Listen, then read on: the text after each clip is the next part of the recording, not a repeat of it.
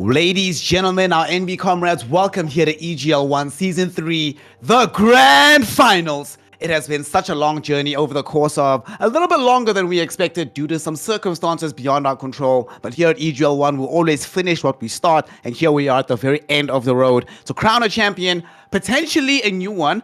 As it stands right now, we have Sinister 5 and the Benchwarmers, formerly of LG Esports fame, competing yet again in the Grand Finals. They did this for Finals number 1, they did this for Finals number 2, and now they're doing it again for Finals number 3. The Benchwarmers, of course, hoping for a bit of a different result, as Sinister 5 has always managed to take the series. But today, we'll be seeing history made with either them being 3-time champions or Benchwarmers finally switching things up here in South African esports. My name is Snare, and I'm joined by the greatest analysts who have ever emerged from our shores, Not.a.Hero. Good sir, it's taken a while to get here. We're finally here. How are you feeling, fam? Are you excited for these finals? Of course, man. Like, what is this? Like, I've been itching since we knew these two teams were playing each other. It's been a roller coaster, and it's been, yes, it's happening. No, it's not happening. Yes, it's happening. No, it's not happening. But it's here. And Benchwarmers, Sin 5, Castaway versus Adestam. Like Schlinks has been a beast this entire season. But TKC's on the other side, that's got oodles of experience, like loads and loads of that. It's just, I don't know, like this is what we wanted to build up to the entire tournament. Like, this is what we wanted. It's like, this is the hype, this is the game. These are the two best teams in the country. The last time they met, Sin 5 knocked Benchwarmers down to the lower brackets, where they beat XD to come back up to the grand final. But in the last tournament these two met, Benchwarmers was actually the one that came out on top. So, which Benchwarmers is going to show up? The one that beat Sin 5 the previous time, or is the champions going to retain their crown? That is very much the interesting question, right? And it's interesting with Benchwarmers as well, because the last time they played here in EGL ONE, they didn't have one of the cornerstones of their team in Soup, as you know, there were some shenanigans that happened that kept them away from play. But now they're actually at full strength, and exactly like you mentioned, they have actually managed to beat Sinister 5 very, very recently. They know full well that they have the capability of doing so. This is not a situation of, well, we got lucky that one time around. I mean, there was a long period of time where Benchwarmers were definitively the best in SA, right? So it's going to be interesting to see whether or not this happens. But good sir, Not.a.Hero, finally, it's time for the grand finals. Game number 1 between Sinister 5 and the side of the Benchwarmers. Both squads, just by dint of being in the grand finals, have already earned 12,500 Rand, but a victory here can double that in a 25 grand. So let's get into it. The first draft of the day. What are we expecting, fam? Undying Chen bans? I mean, Undying Chen or Omni Knight ban? Yeah, just the healer, right? Yeah, like just the healers. Like Soup has been playing this Dawnbreaker. They flexed it as well. So we know Toxic has been running quite a bit of like he's been running like Marcy even after the changes to her. Like Marcy's changes has been really weird. Like I don't know. Like I think she's more suited to like a 3 now or even a mid. And we saw some of the pro teams experiment with it. But like Benchwarmers still like to run this hero as a 4. Undying out, Winter Wyvern out, the team fight destroyer.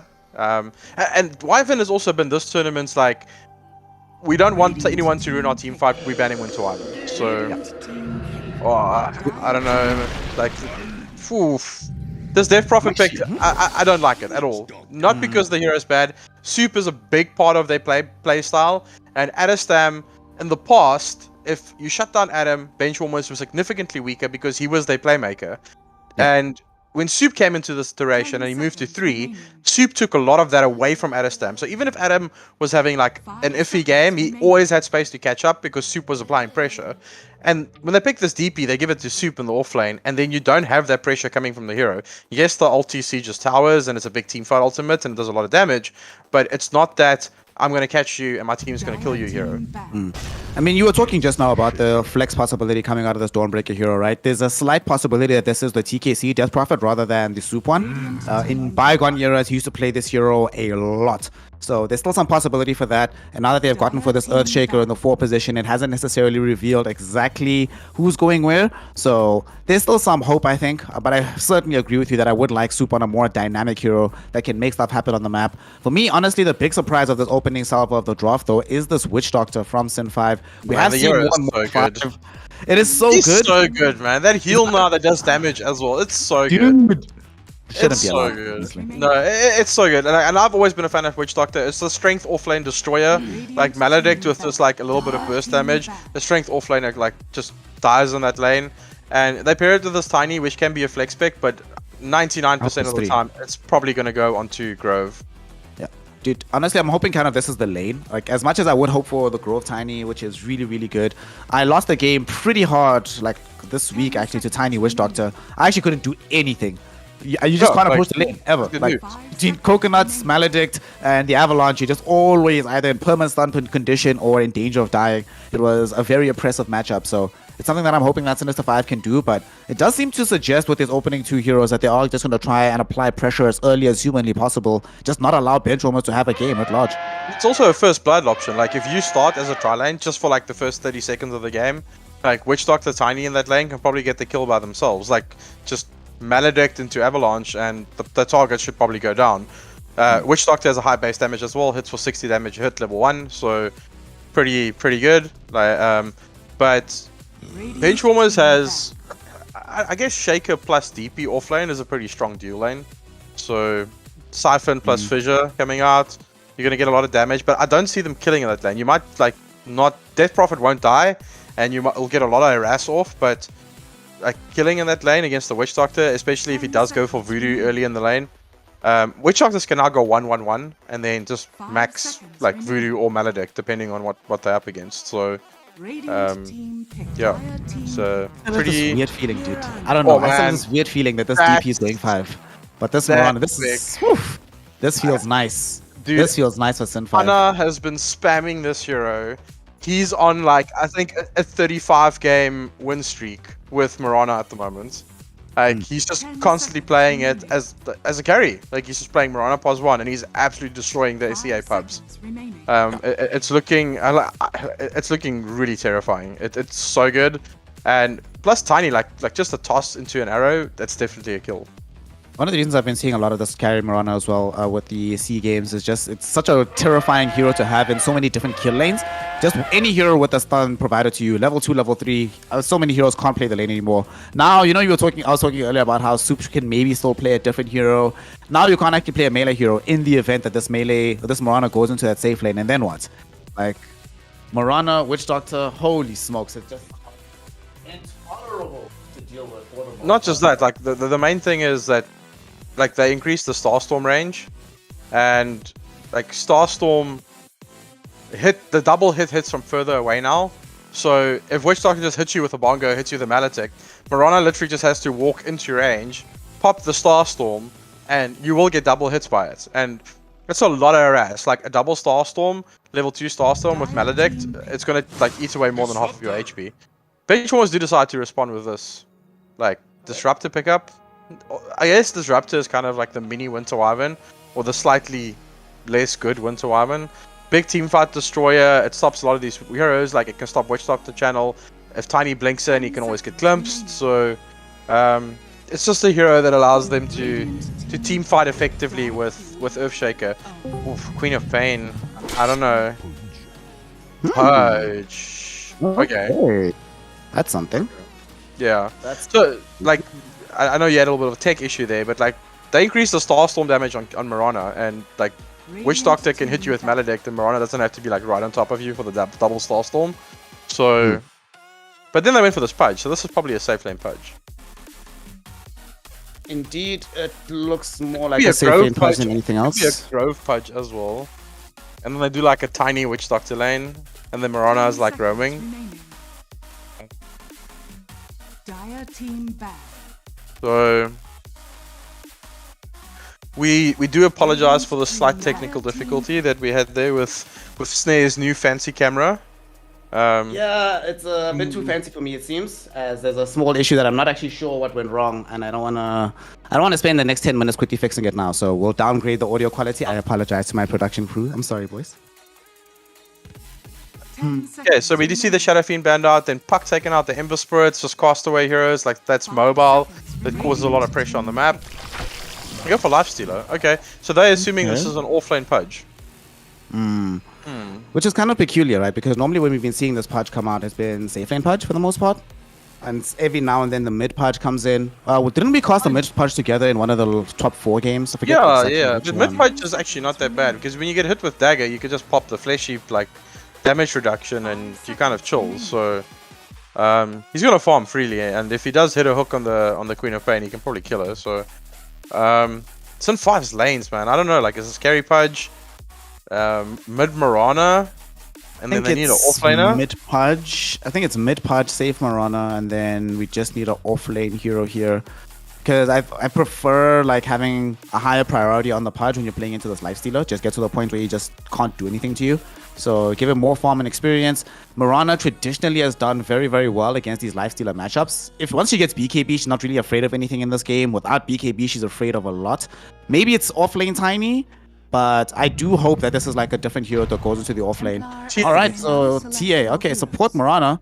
Tiny offlane, safe lane TA. Okay. No, C1 is. Oh wait, what? 4. Chosen one Marana. Yeah, Grove tiny.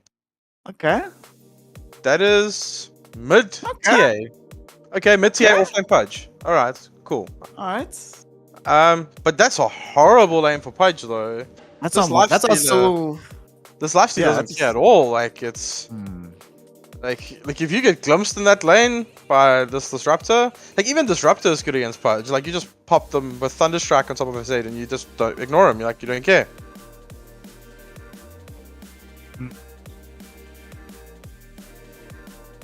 Yeah. Okay. Seconds remaining. TA versus Queen of Pain. In certain matchups, people see it as a counter, but I know some of the pros were having a debate. I think it was Weeha and Matumba Man that actually had a debate at one stage where Weeha was saying no, TA like can beat Queen of Pain in the lane, and Matumba was saying no, like you can't.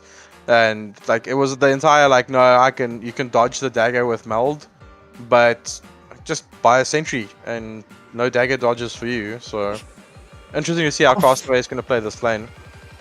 Of late, when I've seen this matchup, I have seen TAs win more often than Queen of Pain, which has surprised me greatly because I'm also after all the opinion with like.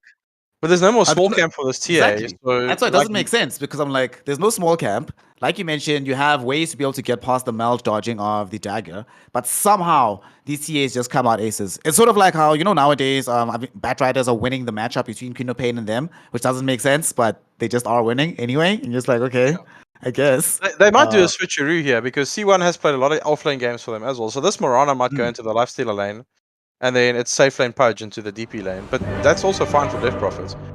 I like Benchwarmers' draft here. Like there's definitely win conditions for Sin 5, 100%. But this lifestealer pick, like they're gonna have to do a lane swap, and then Death Prophet into pudge is pretty fine as well. Do you like it enough, though, to say that they're going to end up winning game number 1, though? This is grand finals, and oftentimes they faltered at this exact point. Is this the kind of draft that you would back them to be able to make something happen with? The only downside I see to Benchwarmers' draft is their cooldowns. Like Queen of Pain, Disruptor, and Death Prophet all have massive cooldowns. And then you're looking like obviously Earthshaker is relevant regardless because of Fissure. But even Echo Slam has a big cooldown, where if you look at Sin 5, they can run at you the entire time with Pudge, Tiny, Marana, even TA. Like her ulti, like there's no cooldowns on her ulti at all. The only big CD on their side is the Wish Doctor. So if Sun 5 plays with tempo, I actually see them taking this game. Like looking at like from a tempo set of like point of view, because like Grove likes to put his foot on the gas and just go, and because of that and him on this Tiny, I think this one's going to Sun 5. Honestly, this draft never stops that they have for themselves right now. So Sinister 5 have some degree of advantage in that regard, but Benchwarmers is a very solid draft, can accomplish a lot throughout the game. Let us see, though, Not.a.Hero, in our first game of the grand finals here at EGL ONE Season 3, who is walking away with the Game 1 victory to set you up for success down the line. Magic number is 3. 3 dubs is all you need. Getting the first one here and now will make life so much more simple. So let's get into it. The horn has been sounded. Looks like it's going to be just a nice standard trade of bounties. I don't know how you feel about this, fam, but personally, I really prefer when games start like this, where we don't have these massive first blood type of plays. Just start normally. Show us the yeah. So the thing is, like, I hate when people in my pubs overcommit for the bounty runes because first blood is worth way more gold. So like, hey guys, I got the bounty, so it's chilled if I died, but you're giving probably like, if it's on the mid, half of his bottle gold, like instantly, and it puts your mid at a disadvantage. Dude, how is Slinks this good? Slinks Not is to interrupt you. Look at him bottom, dude. He gets this D ward. He actually had zero information, zero vision of the Benchwarmers walking up to place this observer ward. He just read the play, understood exactly where the ward should go, and manages to get it back from himself. Really good job on him. So good. Yeah, they do the lane swap. So it's like they put the Mirana into the. But like I said, C1 has been the offlaner like for the majority of the tournament. So offlane Mirana. I don't know how I feel about it. I think as carry, this hero has been showing quite a bit of promise, but it is a better lane for the hero than the Pudge would have had against this Lifestealer. So it is a win for them. Speaking of Pudge, please tell me you saw that play bottom where he hooks back Slinks to prevent him dying to the first blood. What a player. The communication sometimes when I watch Sin 5, it's just like, wow. Clearly, y'all have some very high minds. You know that Slinks and Castaway are on the same team when you get some of these calls, and you're just like, well, this only comes from experience. Yeah, like even with carry Pudge having level 1 hook, like that's like usually you get. Yeah, you usually get like Rot to sustain the lane, or I've even seen like the new Flesh Sheep like level 1 just to out sustain their ass on the early stages, so you can save on regen. So looking at this late on the side of the map, talk to me about what the build is going to be from the Pudge. Are we still expecting the usual Aghanim Scepter Rush, get Blink BKB, just jump on these heroes, prevent them from playing Dota?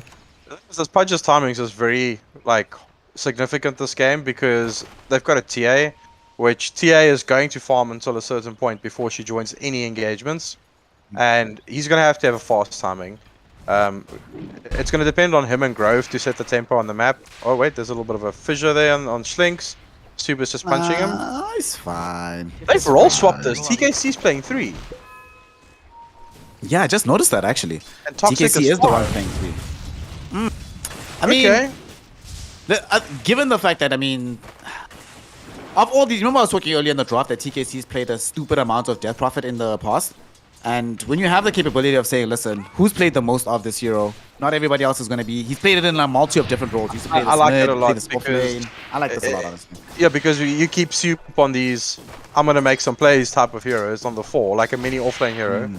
So that's definitely, I like, it's a nice swap because TKC, former like mid player for many years, the man is exceptionally skilled. Him and this offlane, they won't lose a single beat. This is like when Team Liquid swap between like Tiger, or in the old days between Tiger and Bugsy. Well, now Sai and Bugsy. Adestam, he's fine, dude. He won't die. He was taking so many refraction, like Psyblade, like. Oh, look at that split! Oh my god, he's taking so much damage. This actually gives us a good opportunity though to try and assess where this lane is going, right? We were talking about who should come out ahead, and we did mention that lately it does seem like TA has been getting the better of this matchup by some miracle. And not only is she getting the better of this matchup, she's bullying the Queen of Pain out of this lane right now. Like, he needs to hit the dagger, like the dagger heals, so he needs to, like, it's 20 heal per tick, so... and he's got the sentry down as well, so Castaway can't, like, juke it, so... He's gonna get a bit of HP back from the dagger spam there. It's only level 2 dagger though. It's not gonna be enough to fully justify him being able to stick around this area. Fortunately, he does have a bottle, can refill that, but Castaway really leveraging his early strength here. Gonna not too long from now have the 4 power treads available. You were mentioning he's gonna be spending a significant amount of time farming. Not even bothering to buy Des or Blink, man. Going for the nice build. You know how nice it feels you're playing TA? Can just buy treads into the deluxe. Oh, feels so nice. But that is the build that I think accelerates your farm the most because you've got effective HP, like you attack faster. It just allows you, like Psyblades is pure damage, man. Like you don't need a Deso to clear clamps. Ooh, top lane, Grover's in a bit of trouble. He's in a bit of trouble, but at the same time, TKC drew the first blood over onto Slinks instead down bottom. Interacting with the fissure there. And somehow Grove doesn't actually end up dying. They just realize that, well, we don't have any additional ways to slow him. He already has access to boots, so no need to keep chasing him. First while bottom though, Slinks doesn't have such luxuries. He will end up being the first one to tumble in this game. Giving the first blood to TKC as well. Death Prophet with farm, this is a pretty big deal. Actually goes for a fissure again down bottom. They want to try and get this kill onto the Pudge. Don't be able to get there in time though. No TP from the Pudge, just walks away. In the meantime, though, they end up killing Disruptor on the other side of the map. As Chosen One able to, at long last, leverage the power of this Mirana and leap away from the aggression of Deppy to secure that kill. Good pressure being applied by Benchwarmers on all the lanes because, like, that dropped the Pudge to like half health. He does have the Ring of Health, so should be topped up in a few minutes. But middle, the Castaway is in Adam's face. How many times have we seen this matchup, man? Dude, Castaway so many versus times. Adestam. Like, Specifically on like TA versus Quab. Still He's bottle not going refill. to try for any toss play. Yeah, it's a quick refill. He knows that Adestam has access to a point in blink. And Adestam knows that this kind of move is coming. Already plants out this observer ward. He's aware of this move happening. Look at Toxic's movement quickly. He blocked both those camps for stacks for this TA. Nice. So He's they actually know so- it's going to come.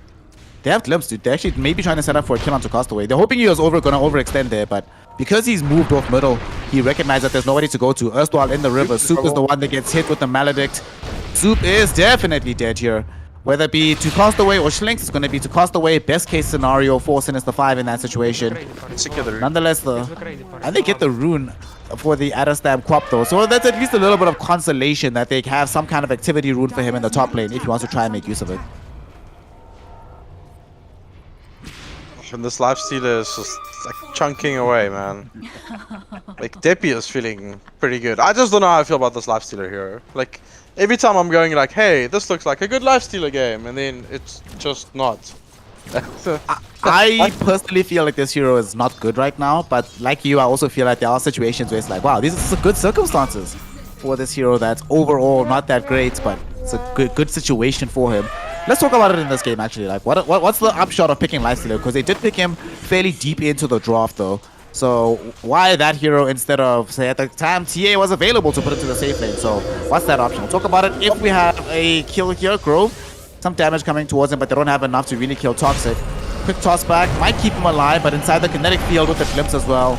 Grove will get Earthwall down bottom. They got the ghosts out to kill the Pudge. They dove him underneath the tier 1 tower. Benchwarmers extending the aggression on both sides of the map. You were mentioning it earlier. They apply this pressure and they just never freaking stop. Oh, is he gonna die? He will die. He still has double leap available, so he can't get punished either by Deppy. Bottom again. Grove is here. Oh my gosh. TKC is definitely dead. Grove here with the toss up. Oh! No, The ghost came back. He just came back. Oh my gosh, at the very last second there. That was literally the best case scenario. So they managed to actually kill the tier 1 tower already. Soup will probably lose his life for this one, being ran down with the rot. Grove trying to find an option to toss back TKC. That will not be able to do so. They at the very least are able to run down Soup on the Earthshaker, but they've already lost the tower. Pre-8 minutes. The first usage of Goats gets a kill onto the safe laner and the tier 1 tower. That's major impact coming from this early Death Prophet. And it's forced the rotation for Grove to the spot lane. So Deppy is feeling no pressure by this Mirana top. She doesn't hit hard at all. Okay, she's got a Falcon Blade, so hitting for like 80 damage. But Lifestealer could just like trade and just heal off these creeps. So the big thing is like when is Adestam going to make his rotation? Like he's level 7, hasn't taken the Sonic Wave yet, so just going for max farm build at the moment, trying to accelerate. Yeah, it's looking pretty good for Benchwarmers. They've got a lot of map control due to this tower going down. Yep. They can sort of justify, because of what you were mentioning earlier with the TA still needing quite a lot of time to come online, they can also justify this early purchase of the Midas coming in from Deppy. It is the build primarily these days, but sometimes these lifestealers feel under pressure to rush the armlet. No such pressure for Deppy here on this map. Feeling relatively solid. Soup will die here next to the tier 1 tower middle. A lot of damage being dealt out. Sinister 5 letting their frustrations be known, but by and large, despite this mid lane not being the best for them, the entire map still feels very, very comfortable for the Benchwarmers. The question is, what does Sinister 5 do to try and turn this around here? Sorry, I would like to see TKC now leave this lane and like go and put pressure with Ghosts. It's like the ulti's up in 10 seconds in a different lane, and then you give Earthshaker this lane completely, just to try and farm that Blink Dagger. Even if he dies from it, like if he farms 1,000 gold and he dies once, that's 100% okay. And like, because they're gonna need this blink on Soup as fast as possible. He's sitting with 400 gold in the bank, and it's 9 minutes into the game, so he's still pretty far off it. He's gonna be a key part of their team fights in this mid game. To be a little bit kind to TKC, I'm gonna say that like the one advantage they have is that now Deppy can dip into the jungle. I think what they want to do is they're gonna wait for Toxic to get level 6 until he has Static Storm. Then you go all middle with 4 heroes, leave Deppy in the jungle. You force that fight with Ghost and Static Storm and Sonic Wave. In the meantime, though, it looks like Soup might end up dying, as well as Schlinks is in a bit of danger, though. He's been blinked upon, dies with a scream of pain. Soup does end up taking a tumble as well. Sonic Wave coming in from Adestam. Okay, very bizarre Sonic Wave, and now here comes the Pudge. They should be able to lock him down. Adestam ends up dead on the high ground. Why that was a misplay. That was a big misplay. He wanted to kill on that Witch Doctor, but I don't think he should have blinked him there.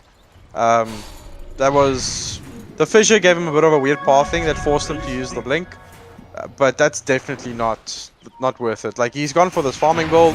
He's got 3-level Scream of Pain. His ulti's on CD now for 90 seconds. It's a big part of their map pressure at the moment. And that mid push you talked about might just be delayed now because your Quap just died. Like, he gave 400 gold. Oh. Well, Dota's not a perfect game. Middle, Soup getting tossed into the Pudge. There should be a lot of damage coming in. Dismember, Rot, kill. And after that, though, the question is, will they get some revenge immediately back onto the Pudge? The Coconut does bounce and held the Benchwarmers in place. And unfortunately, the TP in from Toxic did take a little bit too long. Worst of all possible worlds, because now Toxic, now that he's rotated middle, he's not going to get any experience. Can't get close to level 6 anymore. So the push is going to be delayed even longer here, Not.a.Hero. Sure, the DP does show up, but I'm not sure if they're strong enough to actually fight around this area anymore. Oh, and the net worth is so tight. If you look at it, like Depi is on par with Castaway, TKC is on par with the Pudge, and C1 is kind of on par with Adestam on the Queen of Pain. So there's not much margins into it. All the supports are hovering around 2,000. It's just who's going to get that first pressure on the map. Like, Benchwarmers has this like Death Prophet ulti, but they want this blink on Shaker. Like, oh, there's a hook. Lightstealer, I think he's going to die here. He tried to rage to dodge at his member, but he knows he's dead. No chance out of this one. Chosen One able to bring him down. Dude, Chosen One baited him so well. He was spending like at least 30 seconds just poking and prodding the Lightstealer, forcing him to come closer and closer out. Gets hooked for his troubles. Now they're going to get pushed into. And because of what we've been seeing happening over the last like 90 seconds on the map here, Etienne, we have no opportunity to even push middle. TKC is being forced away from middle. Castaway almost straight up killed him. Although Castaway might die for this. The TA in danger. You see the Earthshaker end up living, but the refraction, although the ulti did end up connecting onto the shield, they still have enough damage to get through it. Somehow they get this kill. Somehow they still get back on the push. What the hell is happening? Experts, explain. And they're losing top though as well, and they traded 2 supports in the top lane. Did Lifestealer go down? I didn't see it. He went down from the hook originally. So. Yeah, he came back middle. He came back middle. They really want the sour. They're gonna try and force it. Pudge trying to defend it though, but I'm not sure this is advisable because they still have a DD available on this Queen of Pain, and they still have the Ghost out. And it does seem like the Pudge bomb realizes, yeah, this is actually probably not the place I want to be right now. That's good play though, like, exactly like you said, like telegraph. TKC going middle with this Death Prophet ulti, used it. They get additional map space off. Yes, they lost their tier 1 top, but they've also taken Sin 5's tier bottom, and their mid tower is still pretty healthy. 800 HP on it. Now, immediately look where they want to play Dota. The mid tower is down, the bot tower is down, straight into the jungle. Toxic is looking for wards, and they're going to set up here. Oh, if this Pudge runs in here, he's probably going to die. Okay, no, Soup is backing away. Like, Soup needs a lane. He definitely needs a lane. So far from blink, he's only 1,000 gold. So he needs some time to farm it up. They will pop the Moonlight Shadow. Should only find Toxic off the back of this one. But Toxic, you were mentioning just now that he's out here looking for wards and looking for where the enemy team is. Well, when you play +5, sometimes you have to commit your own body on the line to make that happen. Finds out exactly where Sin 5 is. Shlings towards it immediately, so like that entire like we're gonna control this area is gone. Let's see here. How close are we to the blink for the Tiny? 400 gold away for him. They're giving him the space in the bottom lane to try and farm this one out. Fairly farm heavy at this phase of the game. Dude, look at the rotation pit. Castaway is so roaching with this death. So he actually ended up skipping, going for the D-Lance. We were talking about what would be more beneficial, D-Lance to accelerate farm, or like Blink Deso to be a little bit more active on the map. Decides for the Deso, and just goes straight for the pits. Okay, that's interesting. So quite a bit of damage. He's got Refraction up in a second, so I'm not sure if he finishes this with this instance of Refraction, but he should be able to kill the Roche. Dude, he just also plays, man. Castaway. That is... come Pudge for the glory. Oh, wow. That's I'm a sure really nice are like, what? Because they have vision on some of the videos. So they're like, what's happening? That also secures his like farm for the next 5 minutes. Like he's just... This is his farming ages. He's not going to join any engagements. It's just if he does get ganked, there's no way that they're going to contest him. So he's going straight Blink next. Or what's he flying on the career at the moment on Castaway? It's just a Clarity. Okay. Just a Clarity, yeah. So we just go blink into BKB after the skipping the D-Lance. So we're not gonna have like any of these smaller items. The small item is the power treads. He's like, that's small enough. He's kind of like evaluated their tempo, and with Pudge and Tiny, he kind of wants a way to start joining them. And with Blink BKB, it's a really good way to do it. Toxic will get melted by one meld hit, so and it's good burst against DP. Like DP strength is like her weakness is if you can burst it really quickly. So just having this Blink Deso BKB, just jump her bottom. Bottom lane, who are they going for here? They are going for the DP in question. She's eaten a lot of damage from the Maledict Death Ward combo. However, she should be able to survive through this.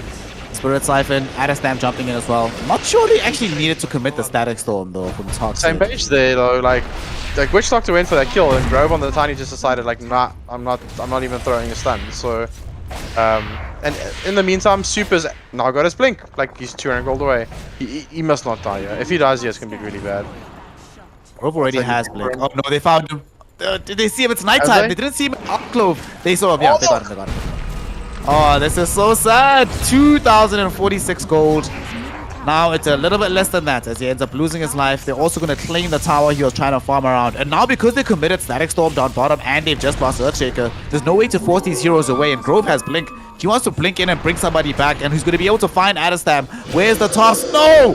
Wrong unit, my friend. Able to only bring back the Warpine Raider, but not the hero itself. Ghost in the meantime, pop by TKC as you're trying to run down Schlinks. We'll pop the BKB as well. Very peculiar usage of both spells and items on the side of Benchwarmers here.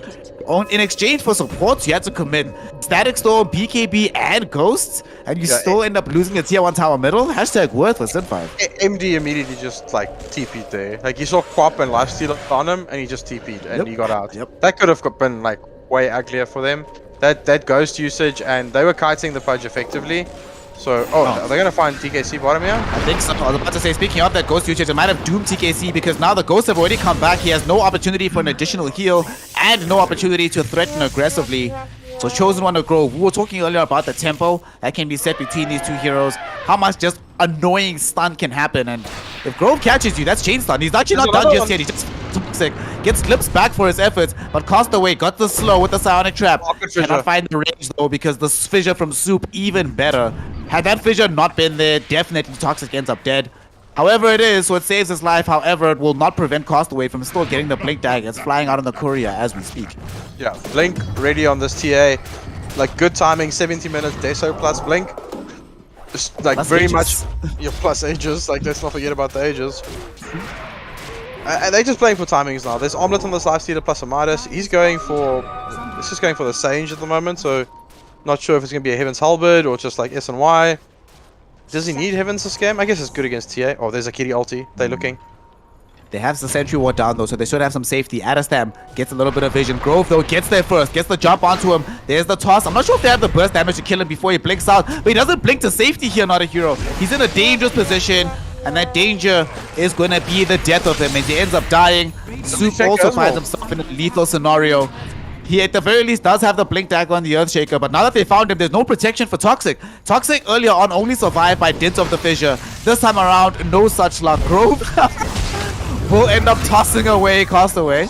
And he's like, fam, Schlicks needs a kill as well. Let's give our boy some points on the board. What do you mean? It's not like killing spree. He's a Witch Doctor. Like, the man is 4 4s and 6. Wow. Well, this is what we often see in these TA games, right? Where, well, not just TA games, but TA games, tiny games, as well as Pudge games. Timings. You hit them, and then you just seem incredibly dominant on the map. You see this reveal of the MD Axe. I was just about to bring that up. You know, the Blink on Castaway, as well as the Maelstrom on Chosen One. They have an absurd amount of damage, and they're fairly difficult to kill. What can't they do on the map right now, Not.a.Hero? Well, the thing is, Benchwarmers has their timing now. Like, there's definitely Blink on the Shaker. They should smoke right now and go try. Okay, there it is. Actually, like they've got this like Soup Blink Dagger. There's the Infest as well. They're gonna go look for something. Oh, that's not what they want. The problem is, Not.a.Hero. Where's the vision? If you look at their side of the map right now, look at their fog. They don't see anything right now that is of relevance to what Sinister 5 is doing. So they had no way to connect off the back of that smoke, which is really, really frustrating. Again, Snap gets caught middle, tossed back into the pod. There's the Dismember as well. Chosen One follows up with the Sacred Arrow to ensure that this is chain disable, and he is gone for sure. Top lane though, TKC might at least try for some revenge. Unfortunately, Refraction came before the silence, so he's able to easily blink away from Castaway. And now he has to be careful. They know that he's here. They could try and close him down. He might be forced to PKB TP out in the jungle at the same time. Fissure will connect onto Grove. They want to try and bring down this Tiny before the rest of the fight starts. Arrow doesn't find anybody. In the meantime, Pudge will be able to find TKC with Castaway. They're able to bring him down. Grove somehow still alive. Chosen One catching up onto Soup. 4-star forward. MD closing in onto this Disruptor. There will be a static storm, but to what avail? Still ends up dead. So does Deppy. Deppy's buying time for himself with the Rage. However, with all the spells around him, that ends up being a full damn team wipe. And 21 minutes into the game, Sinister 5 already pushing onto the high ground. Yeah, and that was just like by Adestam's misplay going middle, not respecting this Tiny, and getting caught, getting thrown back into the Pudge bites. Just like good chain stuns by Sun 5. Like, just grow. Oh, it's happening again. Oh my God, he's not. Oh, wait, not this time. Just out of range. That's out of range. He will actually end up dying for his efforts. Huge Sonic Wave comes in from Adestam. Adestam is actually going to save this fight, dude. Double kill for him so far. Might be able to turn this into a triple. Blink up in a second. Will he try and chase onto the Mirana? Indeed he will. Will be a kill for Toxic at the end of the day. However, with these 3 heroes brought down, they do force Sinister 5 away from the base. They lose the tier 3. This time around, it turns out the desire for Grove to kill him is what ends up saving the game. If that doesn't happen, they lose Rax, but because it does, they're still in this game. Yeah, that would have been a full lane if it wasn't for that misblink, because I don't think Benchwarmers was going to contest that. But when that blink didn't come off and they could actually get 2 counter kills from it, killing the Tiny plus the Witch Doctor, the cores had to disengage immediately. They ended up killing C1 from it as well. So, and C1 was on a big streak. That was quite a bit of gold on the way to Adestam. Like, how much was it? His first death. Unstoppable streak that they ended there, so woo! That's a lot of gold. 900 gold pretty much coming in from just that 1 kill. 5k net worth difference at the moment, 22 minutes in. Not that significant, but the timings from Sun 5 is just feeling like they're hitting way faster. Like, Adestam is so close to his BKB, that's a big spike for them. It's going to stop oh, look at the wrap by Sun 5 though. They might be able to find Schlinks here, who yet again is revealing himself as the Vision Catcher. Will end up losing his life. They have a Moonlight Shadow out though. This is actually fine, dude. Look at Chosen One. He actually catches an arrow onto Disruptor. Disruptor might die here inside the trees. Grove jumping in, getting the toss back onto Soup. Tosses Soup towards Mirana. They haven't been able to find the kill onto Disruptor just yet though. Pudge in the meantime biting down onto the Death Prophet. They can't kill the Earthshaker either. He commits the Echo Slam. Maledict might be able to bring him down. Pudge hooking back the Disruptor. Both supports are dead, but Pudge will certainly end up dying in this situation. Castaway finds immediate revenge, chunking down on the Death Prophet. Grove misses the Avalanche as Adestam blinks right past him. 3-for-3 exchange here within the River/Radiant middle lane. Somehow it still breaks a little bit, just slightly in favor of the side of the Benchwarmers, because it did require a buyback out of Sin 5 to take that one. Yeah, it's just like such small margins. Like, Toxic got the wand off there, staying alive long enough, allowing him to get the glimpse on the Pudge, which cancelled his TP, and allowing them to get the kill on the Pudge as well. MD was so close to just TPing out in front of them, and just that little stick play he did there allowed him to stay alive from the Mirana's initial like engagement. But Castaway is back in Roche. Like, he wants to, and this is a shard this time as well. Like, is he gonna take it for himself? Sure. I think. Pudge? Let's see what Pudge shot is decent. Witch Doctor. I would say, personally, I would say, given how impactful Chosen One has been, maybe you give this to the Mirana instead. Grove does die. He's just trying to search for Vision. Does Benchwarmers realize that that's the case? They don't, but Sinister 5 don't feel confident without Grove. Just remaining within the Roshan pit. Just chilling there. Honestly, given how Castaway's been playing this game, I think they're probably going to give it to him. And just have him be like additional layer of vision for them to try and accrue on the map, right? Not only does it will give them a bit more map control, and they end up like forcing more sentries out of the other side. And it can also force Quap to like preemptively BKB, because like getting silenced by one of the traps and having to use your BKB just never feels good.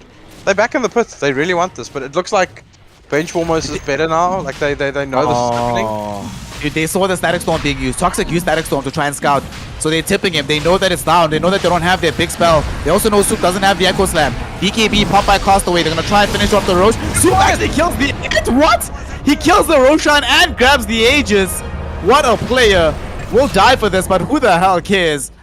denies Sinister 5 the gold, denies them the items. Do they at least get the Aghanim shot? They did for Castaway, but that's all they're able to attain out of the pit. Amazing play coming in from him, and the tip to follow up. You'd love to see it. I'm dead for 10 seconds, then I tip you tip. Like, that's what happened there. Like, it's like, oh yeah, I stole ages. Like, let me tip Castaway. Like, just for good measure. And their timers are small, like 15 seconds they back up again, but there is no tier 3 here, so they can do a bit of poking before these 2 heroes are back up again. They do have a lift of fortification if they want to pop it right now to try and delay proceedings until Earthshaker is back, and that's indeed what they want to do. And because the Soup play of denying them the Aegis, if they had Aegis, this is 100% racks, but oh no, toss onto Toxic, went too far forward, ends himself brought down. Chosen One knew he could afford to get glimpsed with his access to the leap, and now they've also managed to find the hook onto TKC. Got up the BKB, but the Death Ward will ensure that he dies regardless. 2 heroes brought down. Grove jumping forward. 2 heroes in the avalanche, and they bring back Adestam. He's dead as well. 3 heroes dead on the high ground. There's no hope anymore, Not.a.Hero, of saving this Rax right now. They do have buyback, but I think they give it because they still have tier 2s in the other lanes.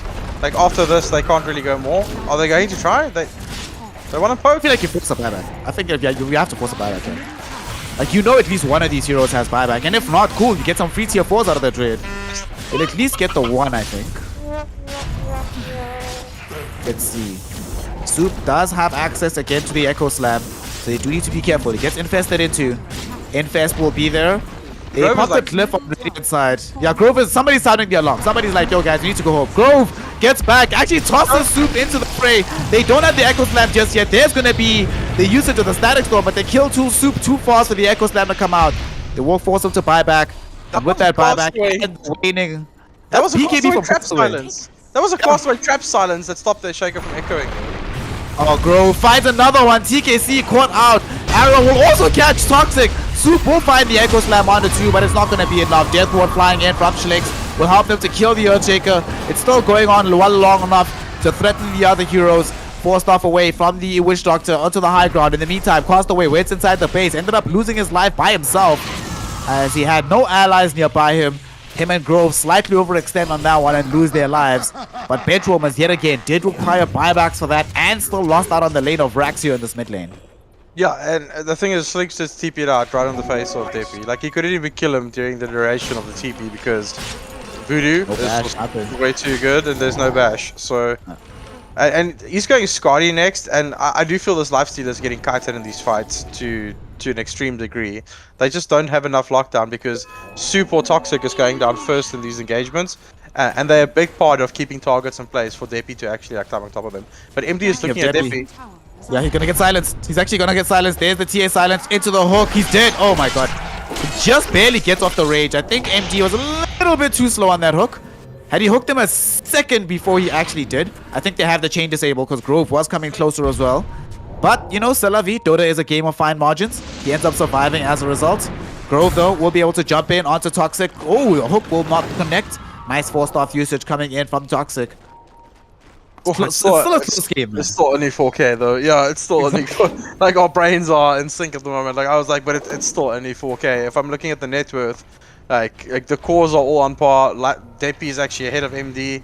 But, like I said, this lifesteal is just getting kited, man.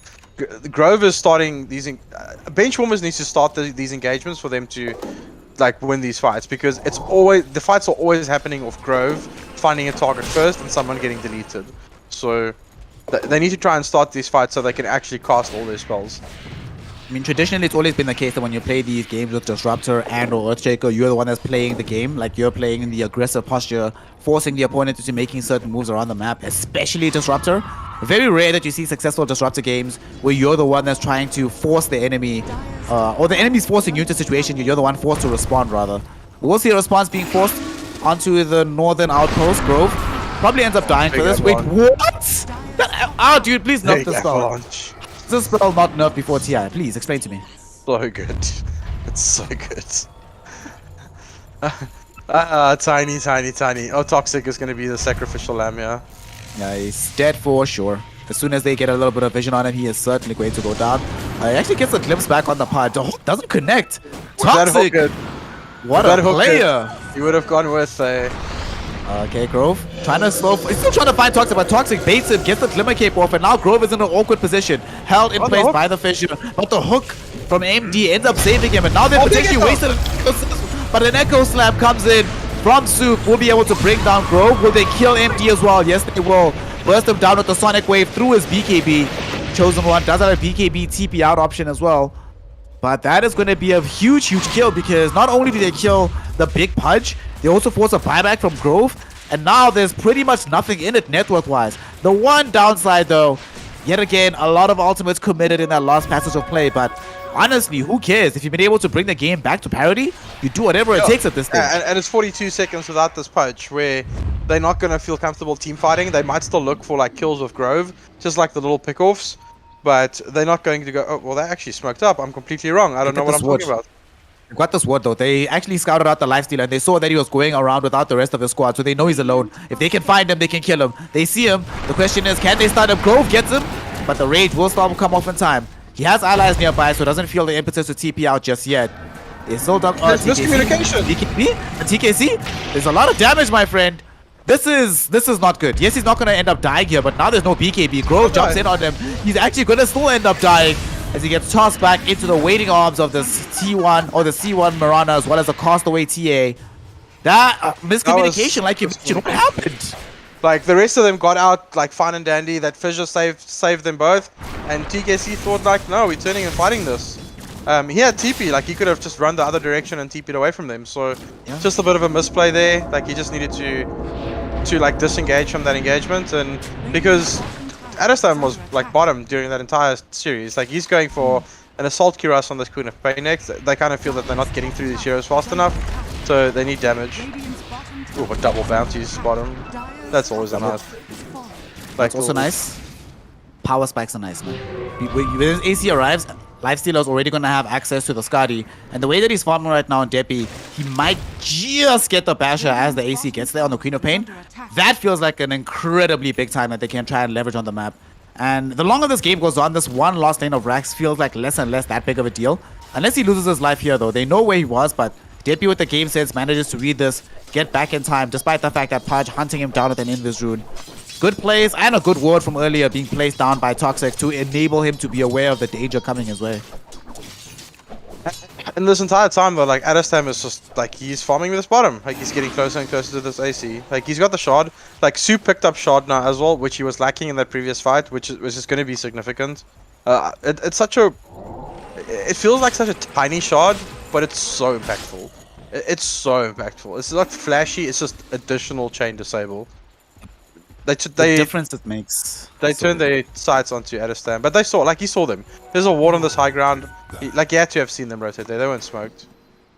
They're actually even coming prepared just in case they do make the big jump. Soup will get invested into. They actually want to try force this fight. They know that it's unlikely Castaway is joining them for this hunt down bottom, so they can try and turn this around. Their observer would now scouts out the two supports, but they also scout out that are a bit too far away. Soup does buy a smoke now, probably ruining that he didn't arrive with it. There's also a Moonlight Shadow from Sin 5. There's a gem on Schlinks as well. Like they just want to control the map. They know where they are. Like because they just ran through this entire jungle. They must know they're in the top. Like no one should die here, but they're gonna have to come back to defend their base. Etienne, have we ever seen a game with Schlinks, me and you casting together where he didn't buy gem? I feel like this might be like his favorite item, like every game. Like the man just does what he needs to do exactly at the right moments. Alright, let's see. Down bottom, Adestam has still been continuing to push out that wave. As Sinister 5 trying to threaten in the top lane, pushing the wave in.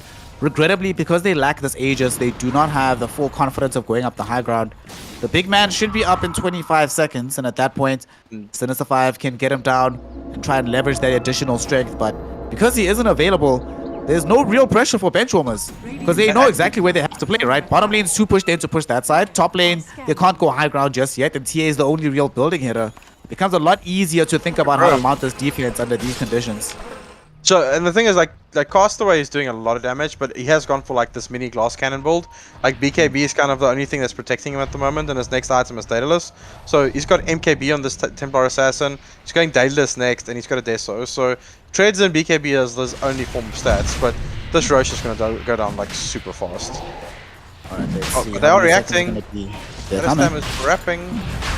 It's gonna be too late. It's too late. That's too late. Yeah, sorry, but they might still be able to take the fight thereafter. And Grove buying space and time, presenting himself forward. Arrow will catch onto Toxic. There's the Sonic Wave. They haven't killed the Roach just yet. They're going outside the pit now. They've already lost Schlicks. Buys back instantly. Adestam with the BKB. Blinks back onto the high ground. Grove trying to flee away from the fight. Limps back though. Won't prevent from happening as he gets chunked down by Deppy. Revealing his Scotty for the first time in a fight. Get the Midas! Deppy! Midas! Thank you! There we go in the middle of the lane. TKC gets chopped up by MD. Unfortunately, he has allies nearby him. Deppy, though, will not be able to save the life of Adestam, who dies right before his very face. Trying to TP out on this punch. Fissure, as well as the glimpse. MD not allowed to escape this fight. And because of the Eye of Scotty, there's a lot of damage between that and the Spirit Siphon. But Deppy's on the wrong side of the fissure. So he has to watch Soup die before his very eyes. However, he can find immediate revenge thereafter as they bring down the Pudge, and now suddenly the path to Roshan is open. They bought back on Adestam, but they bought back just to give him a lovely little gift of immortality. The arrow was about to hit TKC and Adestam just blinked into it. And that's an Ag Scepter as well. That's an Ag Scepter. Look at about this, that they gave the Aegis to Deppy instead of the Queen of Bane. She's on dieback, right? Yeah, but I don't think with that, like Adestam without his ultimate is feeling like really wonky. I think you keep it on Deppy because I don't know if you remember RTZ 1v5 Rampage and TI Life Stealer. Like maybe he can do some of that. And they got an Axe from this Roche which they gave to Disruptor, which is massive. Like if he can hit like a good Static Storm with this Axe on any of these targets, Templar Assassin melts. We said she went for this glass cannon build. Like, how much damage would that Static Storm do to her? Because she can't pop BKB or Refraction. It's gone. Like, it's still a level 2 ulti, so it's still 275 damage, but Crossway only has 2000 HP. It's a very glass candy build from him. The build coming in from ND, very standard, but we're not in the type of game where these heroes and benchwarmers die super fast.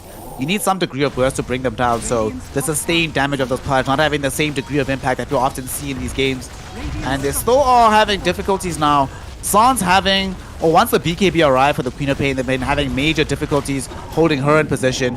MD does get hooked, but who the hell cares? They're just going to go back for the tier 2 tower. TKC also now is a Shivas, another way of making life difficult for Castaway, but they toss TKC into the air. BKB forced out immediately. Static Storm down onto 2. No BKB from the Pudge. Will end up dying next to the tier 2 tower. Deppy goes into the infield to prevent himself from dying. Still alive right now. On the backside of the fight, they force things away as Chosen One inside the Moonlight Shadow near the secret shop. We do get the disarm out. Deppy pops out of TKC, trying to run down some heroes. None of these targets are palatable though. Castaway though, fighting himself, getting glimpsed back. Sonic Wave from Adestam will enable them to bring down the big old TA. She dies, and they're still alive on Deppy. Hasn't even lost the Aegis. Adestam, one more hit should be enough to kill the Witch Doctor. He gets that hit. And they also kill Grove's Courier so they can reclaim their gem. DP finally ends up dying, but Chosen One on the far side of things trying to bring down Toxic will be able to do so. Chosen One, can he help bring down Adestam? Absolutely not, because Deppy on life number 2 was way too strong. They flicked the gem. The base! Tier 4 towers have dropped. Somebody has to come home. Okay, we do have Soup coming up in 10 seconds. It's acceptable. It's acceptable. As they should get a tier 3 tower out of this in the top lane unless something catastrophic happens. Sure, but losing both those tier 4s just to a lane of creeps, that as it feels bad. But what a fight by Benchwarmers. Like that was, like Deppy played that Aegis perfectly. Like he played it so well. Grove is looking like you know Schlinks is up soon. Okay, but he's just gonna rage TP. Like that's a good play. That's a very long TP though. Oh my god, he's gonna get punished for the long TP. Oh no! Oh no! MD killed him. He TP'd to the ancient, I think. And that's where the Queen of Pain just TP'd to push out the tier 4 towers. Oh my god. That's could be game losing. That's what happened. Dude, if he was 25, right? That's fine. Who cares? But he's not, so he dies. Yeah, that could be game losing actually. That could be game losing. Like your ancient is exposed. Your lifestealer is just like he was out. Oh no. He could have TP'd bottom to the tier 2 and just the delayed TP. But he could have TP'd immediately. But you know what? That is like Grove, man. Right place, right time. Like always. Like that is. It's such a small thing, but other people would have seen him rage TP and just turned around and walked away. Like he stood there waiting. Like what? Like his TP is taking. It's taking long. Like what's going on? Yep. MD is looking, but he's pretty isolated. I think he just showed. He showed a little bit. Yeah, he did show a little bit. So the rest of the team will back off from here. Either way, though, they're still being corralled inside their base. If also to buttress your points about how good Grove is, other players would see the rage and be like, assume he's TPing immediately. But Grove cottons onto the fact that he sees him walking a few units, and although he doesn't have vision on the high ground completely, he's like, he probably walked a little bit further, right? Let's go check. Sometimes you just gotta go check, and fortune favors the bold. Grove demonstrating that very aptly here for us today. Great kill. It actually changes the whole game. Before this, I was about to say, well, Benchwarmers are now at this moment where this lifestealer has gotten so strong. We're getting to a point in the game where he can't really be dealt with, but the amount of time they got bought off of this, they don't end up losing their tier 3 tower in the top lane. They still have their tier 2 middle.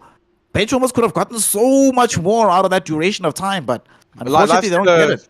Lifestealer would have had definitely like an extra 1,500 gold on him, like just from not dying in that scenario. It was a long death, like 75 seconds, 80 seconds, and that's it cost them map pressure again. It's allowed Sun 5 to shove out this mid lane. The top lane's pushed in. The only one that's not shoved out is bottom.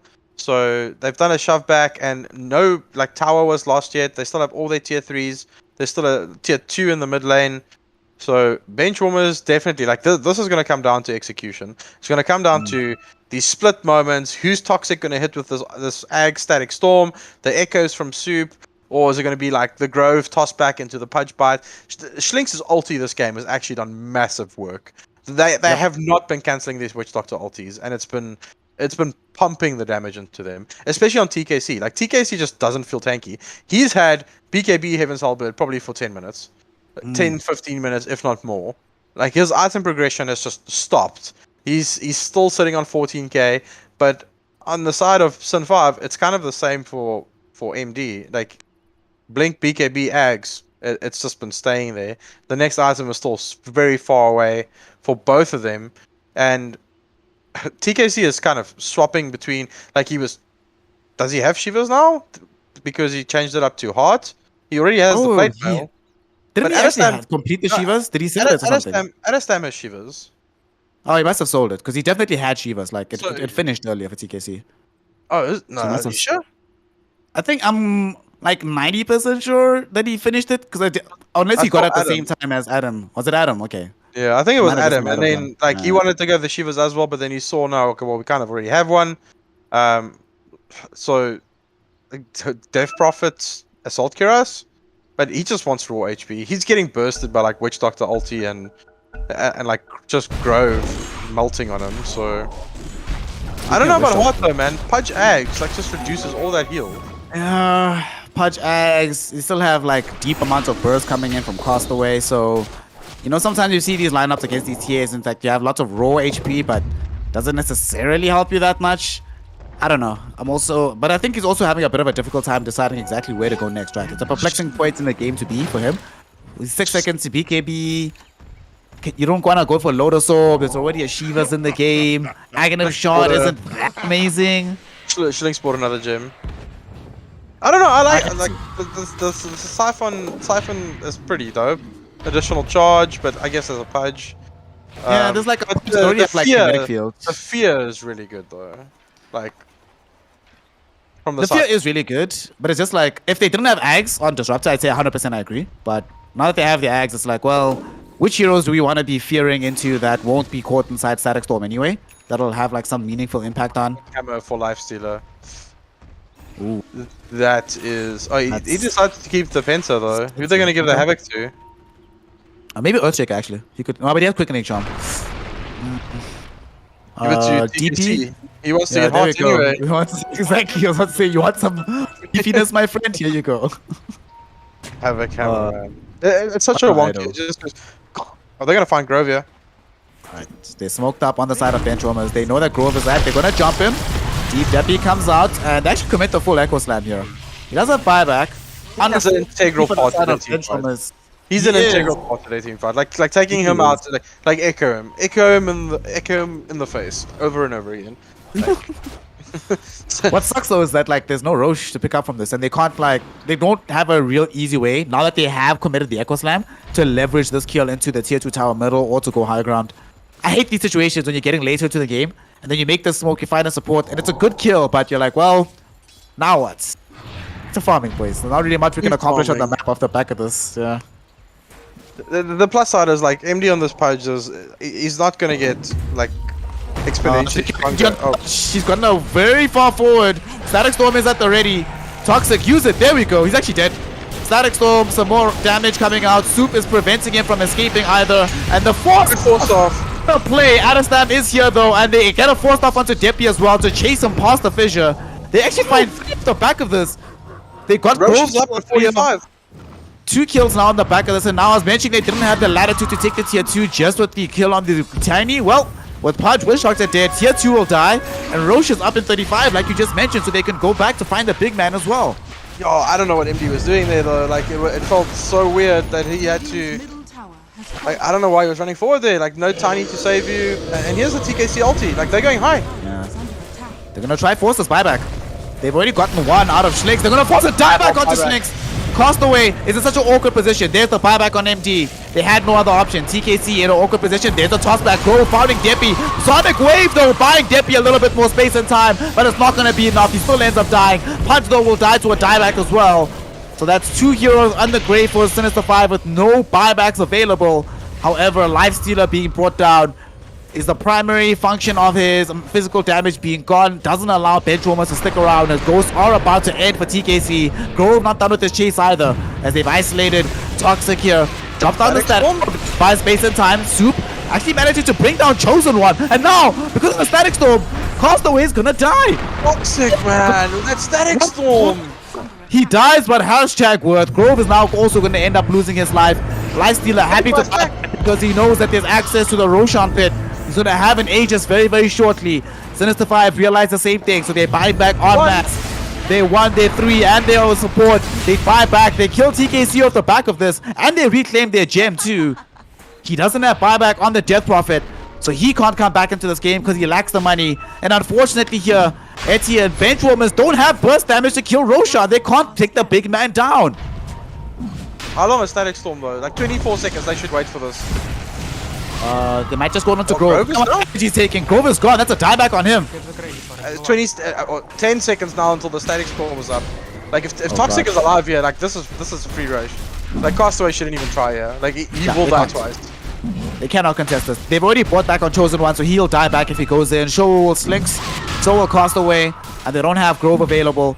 So even though it takes them a damn sight longer to bring this down than the TA does, they nonetheless are able to claim this. Deppy gets the Aegis. Adestam, he'll be the one to pick up the rest of the goodies in the form of this refresher and the cheese. They passed the cheese off to somebody. Who grabbed it? Right, so they gave the cheese to Toxic. Adestam is going to sit with this one. And honestly, this is one of those games where I really like this decision. The importance of Toxic cannot be overstated. We just saw it can happen if he gets off a good Static Storm. Like we spoke about Castaway's glass cannon build, and he got hit by that Static Storm, and it did not feel good. It allowed the other heroes to link, and it secured those kills. Yes, he did die, but it gave him the kill onto this buyback TA. No buyback on Castaway for 6 minutes. No buyback on Deppy for 6 minutes. No buyback on C1 for 6 minutes. No buyback on MD for 6 minutes. Oof. The only 2 heroes of buyback is Soup and Adestam. Alright. Let's see if they can do something off the back of these buybacks. Not being available. Benchwarmers have an opportunity to try and get a lane of racks for themselves and potentially close out game 1. Look at the attack range on this Lifestealer. Yep. Look at the attack range on the Lifestealer. This is even better than having a broomstick. Just bring down these buildings. There is their first lane of racks. They're not done just yet though. They want to go for more. Grove is up in 15. C1 goes in for the Moonlight Shadow. Who are they going to try and jump on? As there's an infest back into Soup. We've seen what can come out of this one. Castaway needs to be careful. TKC will up close. He's just trying to force a reaction. Because the moment they react onto him, that gives Soup the go-ahead to go in for the counter initiation. So Sinister 5 have to be very careful about this approach. Tier 3 tower. Falling. There's the arrow connecting onto TKC. TKC is about to get brought down, and indeed he will. Soup waiting for these BKBs to go down. We'll find a fissure onto 2. Goes in with the Echo Slap. They've already managed to bring down Grove. MD about to fall himself as well as Deppy chunking through Chosen One. Adestam able to blink away from the fight. Deppy going in, going back onto this Castaway TA who managed to bring down at the very least Toxic, but Adestam happy to re-engage with this refresher. Rampage? Sonic Wave. They've given him an ultra kill. Can they give him the Rampage? Can they give him the 4-5? Castaway, the lone survivor. Their gem is gone, so they can't catch Castaway. Oh god, but they finally catch him now. They deny the Rampage to Adestam. They found the team wipe. They found the game. And they found the victory here in the opening game of the series.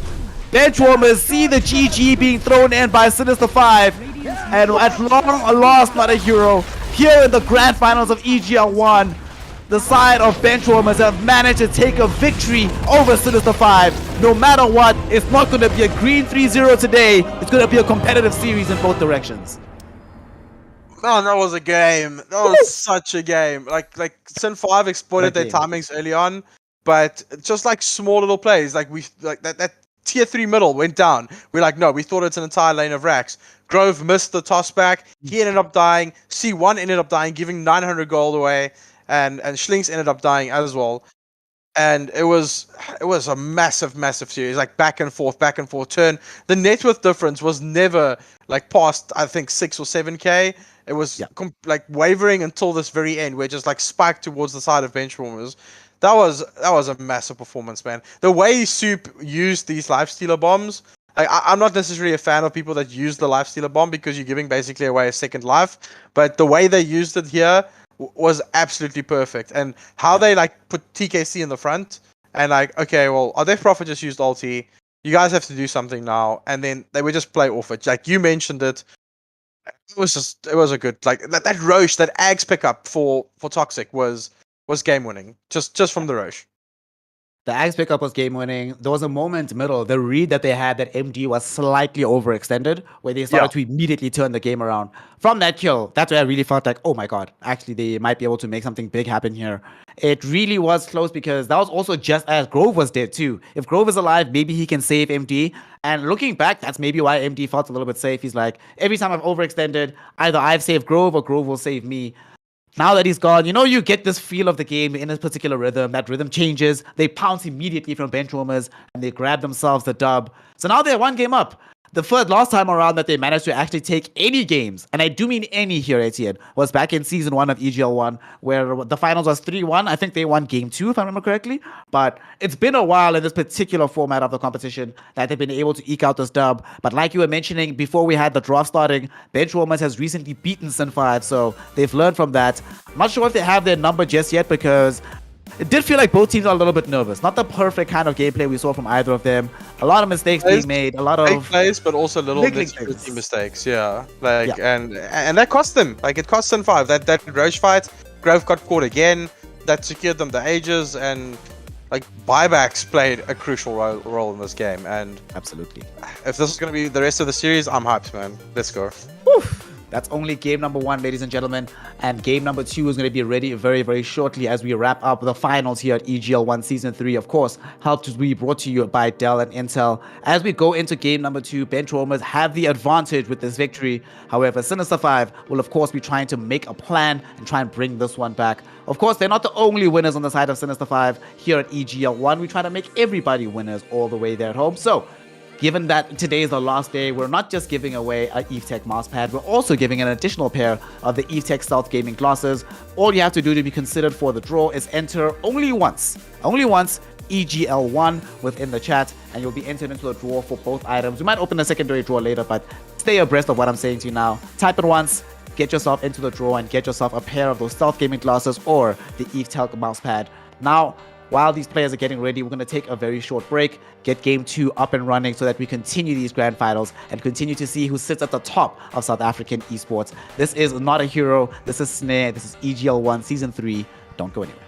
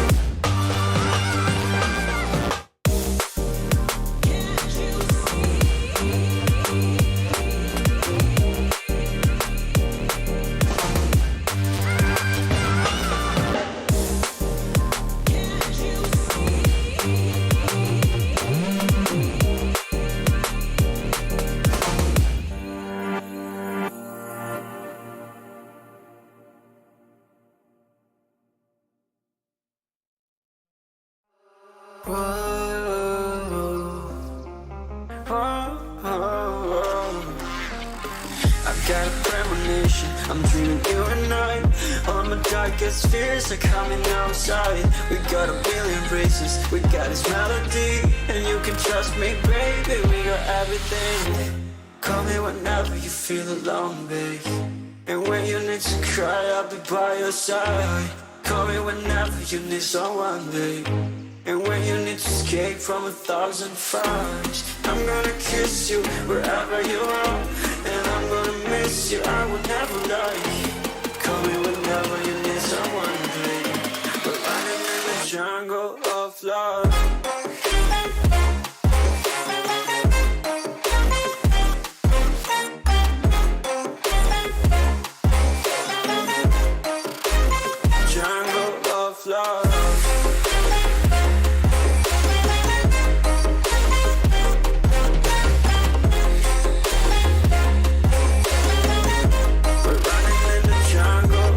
Listen to my conditions, I got you on my mind.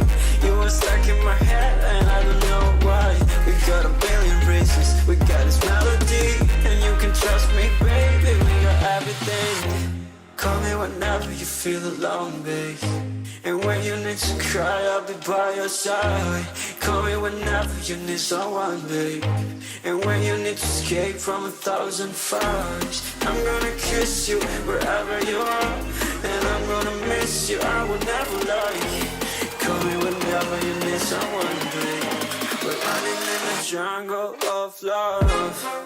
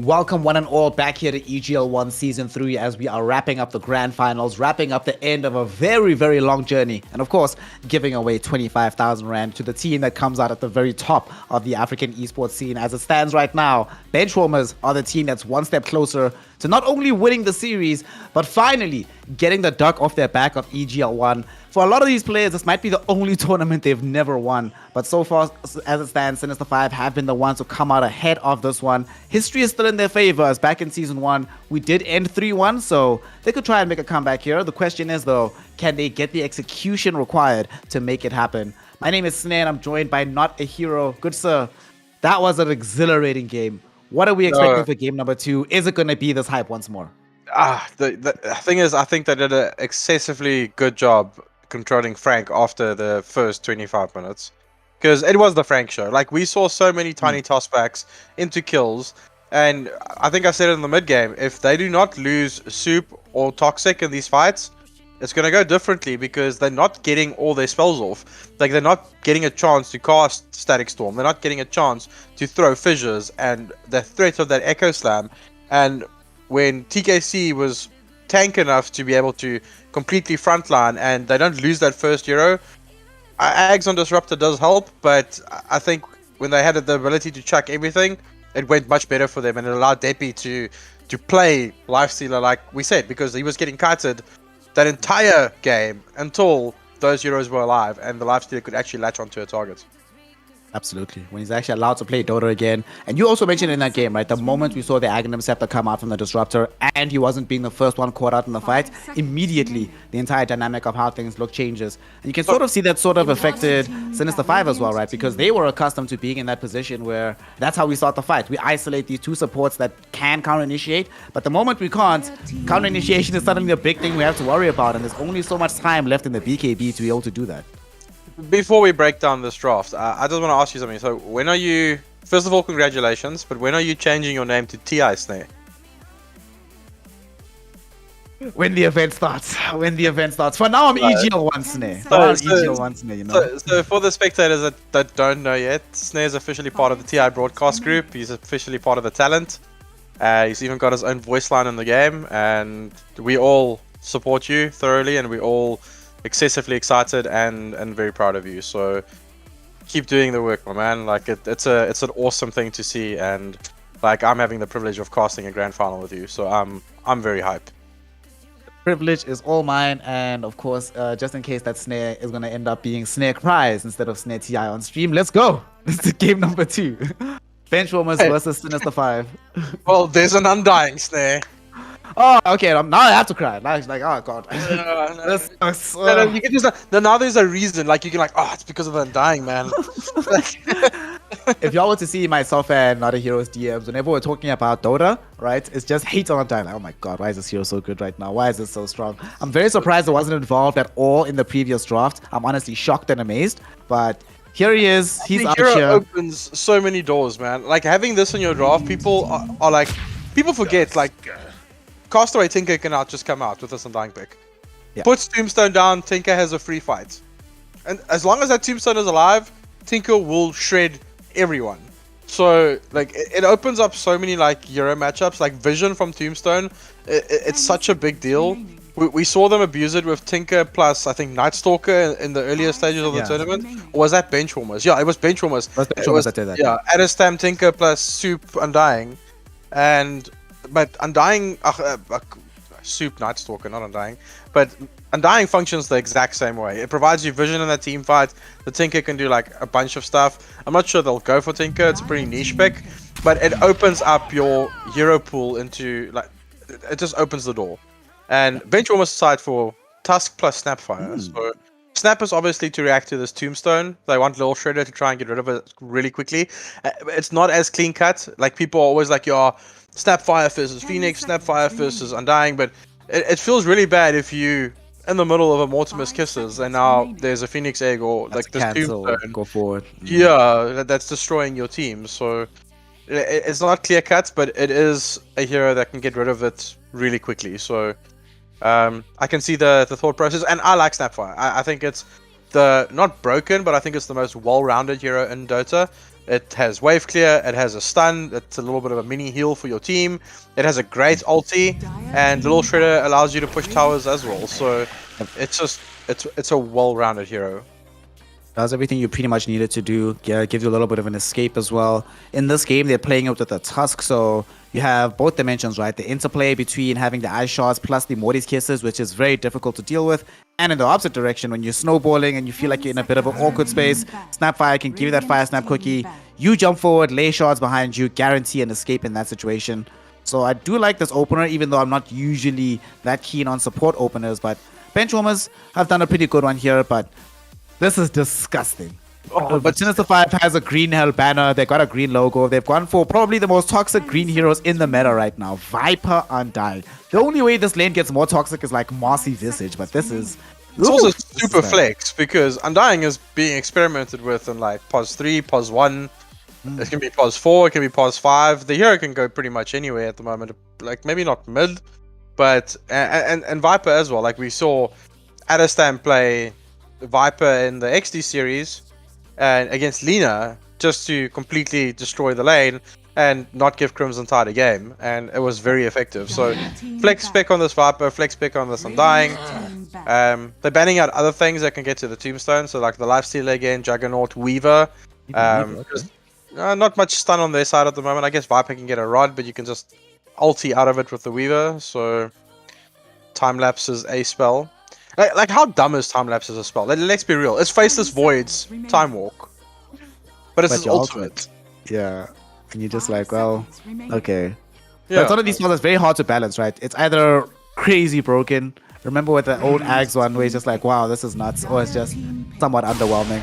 I'm wondering now though, with both Lifestealer, Juggernaut, and Weaver banned out, does Benchwarmers feel a little bit incentivized to go for this Puck? We often see like Puck, Snapfire being picked up together. The main heroes that you don't pick against it are now gone in the game. There's no Winter Wyvern either. And that would feel very, very nice with what they've got. It would give them a lot of team fight. But I'm not sure if they go Enigma and Puck. That feels a bit all in the team fight department when they go that route. Like I really think like this Puck orb change, it feels so bad, man. Like the hero's toolkit is still strong, but just like its mobility and like in general, like it's like how being a nuisance, it's been nerfed significantly because people with phase boots can now outrun you if you orb. So Yeah, just kind of ridiculous. like, hey, okay, he went that way. Let's chase him. So this Enigma pick is nice, but there is still some flexibility on Benchwarmers as well. They can move this Tusk to a pos 3 position, play the Enigma as a 4, but probably a pos 3 Enigma. And Sin 5 decides to go for the Shaker route. They needed cancel for Black Hole, obviously. Yeah. And They Undying don't have and Wyvern, right? yeah, and Undying and Wyvern's not going to. Undying and Viper, flying creatures. Sorry, but yeah, once a Wyvern has been banned, and now this Enigma comes out. Yeah. One thing that Are is they nice gonna about the get a Earthshaker pierce? though. Yeah. Yeah. Then are they gonna get a pierce for the BKB Enigma Black Hole? Like I don't know. What's left? That's what I'm also wondering, right? Is without the Wyvern, what's left in the meta that's really good right now to be able to get through it, that you don't like worry about in the game. I suppose as well with the Earthshaker, what you can do is you play around the Black Hole, you wait for the Black Hole to come out, you still use your spells, but you just sort of ignore the Enigma to like deny him being able to have the follow-up damage. Because nowadays, let's be real, long gone are the days of like these Enigma Black Holes with the Midnight Pulse upgrade being the thing that actually kills you. So you can still have pretty high impact in this game. Morphling, dude. So in this Morphling game, I know a lot of people who haven't seen like Morphling in recent times. Dude, Morphling was Undying nowadays, nah? Like, how is this allowed that the heal, you get healed at the rate of your strength rather than just like whatever base rate it should be? Because Morphling just feel like he doesn't die in the midst of these team fights when he has Undying behind him. Very, very good in this game. They don't have any burst damage at all on the side of burst Benchwarmers. Even their stun durations, like they don't have any instant disable. So Morphling will never not be able to get off the morph no matter what. Several ways to bail him out of trouble. Shard, you just morph through Black Hole. Yep.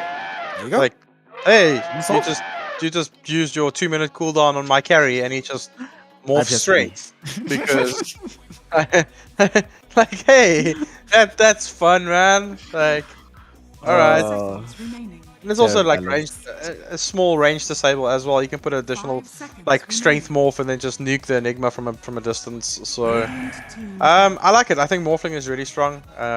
It's a hero that plays very well with Vision as well. That probably means there's going to be an offlane Viper. Sin 5 just lacks a bit of tempo at the moment. But like Benchwarmers can play with Snapfire and Tusk alone. And like Sin 5 is kind of, you're going to have to play with like Fissure and Tombstone. But that's not necessarily like big damage. You still need something that can get onto targets, and that's going to be Castaway's hero. They need to give him something hyper mobile. I actually do like Puck for them, like you mentioned the Puck, but oh, they went Batrider. That's kill. That's mobile. Good against illusions with the Terrorblade coming out on the side of Benchwarmers. Yeah. And this hero is 25. I don't know if you saw that clip. You probably did because it was in Southeast Asia Dota, where the double flame break, like that applies 2 sticky napalm charges. 10 seconds Like you remaining. just double flame break, like That's sticky amazing. napalm the oak once, and just one right click, it takes away like 700 HP. Okay, like, what's going on? So it is 25 challenge only, so it's very far in, but there's the puck. Like good call, Snare. Like man, Hey. no wonder you're going to TI. Oh, Lol. This feels like a very good Castaway Batrider game. Doesn't feel like they have all the tools in the world to deal with him.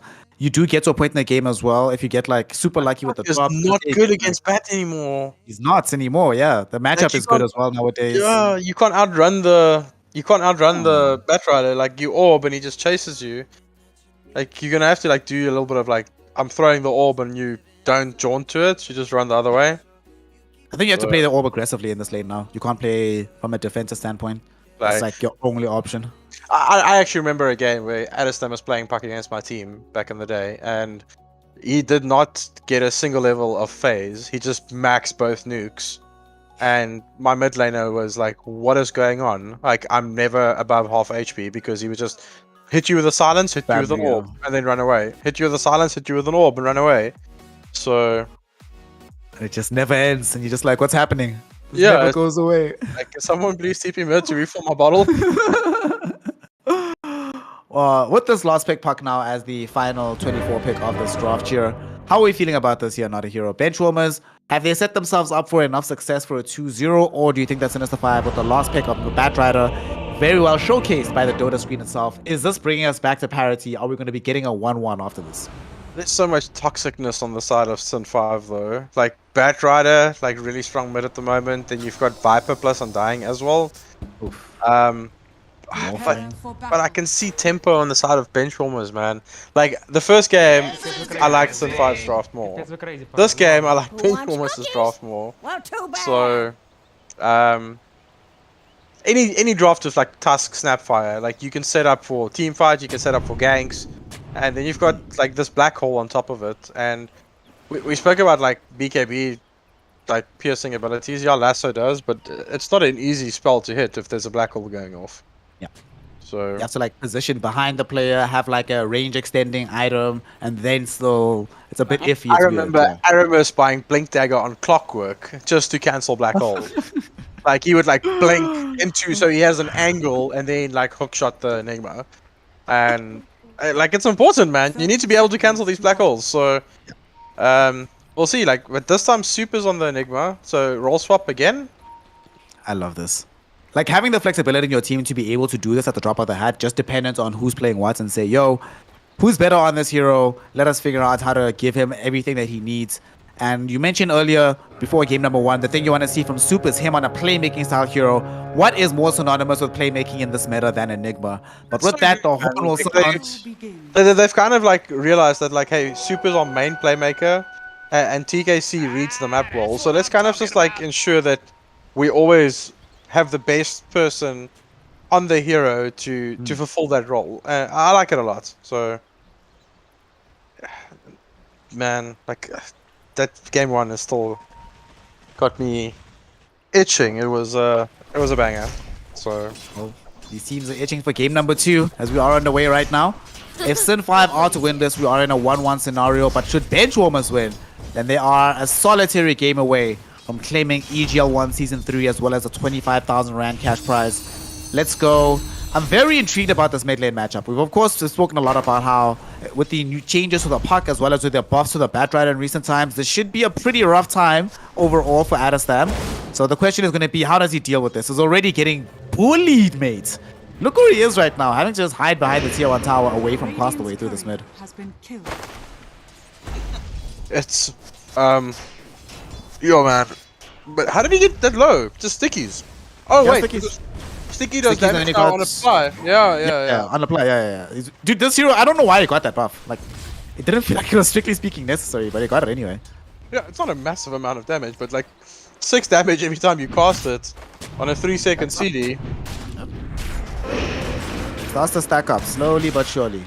Bottom lane, We already know mid is going to be tough. How do you feel this bottom is going to go here? Because they are starting out with the tri-lane on the side of the Benchwarmers, bringing in both TKC as well as the Snapfire of Toxic to protect the Terrorblade of Deppy. I mean, you've lost many games in the past as well to Deppy Terrorblade. Is this the kind of game you expect to see him win on? Hey man, I never beat Deppy Terrorblade, so I think it's a really bad question to ask me. But they're going on to Undying bottom here. Schlinks, he's out of mana, he can't get another DK. He's even like a CD. Nice. I like this, man. Like, Tusk starting with a tri-lane. And the thing is, it's with an Enigma. Enigma, the wave is always going to be pushed back into your lane. The thing is, they're trying to counter this tri-lane by tri-laning as well. Oh, did Adestam die? Yeah, He solo killed him. Yeah, Castaway did this. It's that orb change, man. It's too slow. I don't think that Sin 5 should be countering this tri-lane with a tri-lane. Like, they've got Tusk. Like, Tusk is like the tri-lane, like god. Slink should just be top and pulling the small camp over and over again to try and like counteract this Enigma. I guess Enigma can't kill MD, so they're kind of trying to get the trade-off. But now you're sapping XP away from C1. I don't know if this is the play. They're gonna go for a kill here again. See if they make something happen here. I certainly agree with you, given how finicky Viper is nowadays in terms of the experience requirements on that hero. So giving him as much as humanly possible certainly makes your life easier. Remember the old days when Undying was the tri-lane king? We've gone full circle. Come back to these days. As they're going to go onto TKC, putting some damage onto him, but Deppy dissuades them by just throwing out the big reflection there. Erstwhile in the mid lane, Castaway gets a second solo kill onto Adestam with this Batrider. I knew this matchup was going to be tough, but holy hell. Mid lane kills solo these days are rare. 2 kills? Unheard of these days. Yeah, and the thing is, with no small camp now, the catch-up mechanic is really bad. Oh, bottom? Oh god, Deppy also ends up dying in the bot lane. They dive him.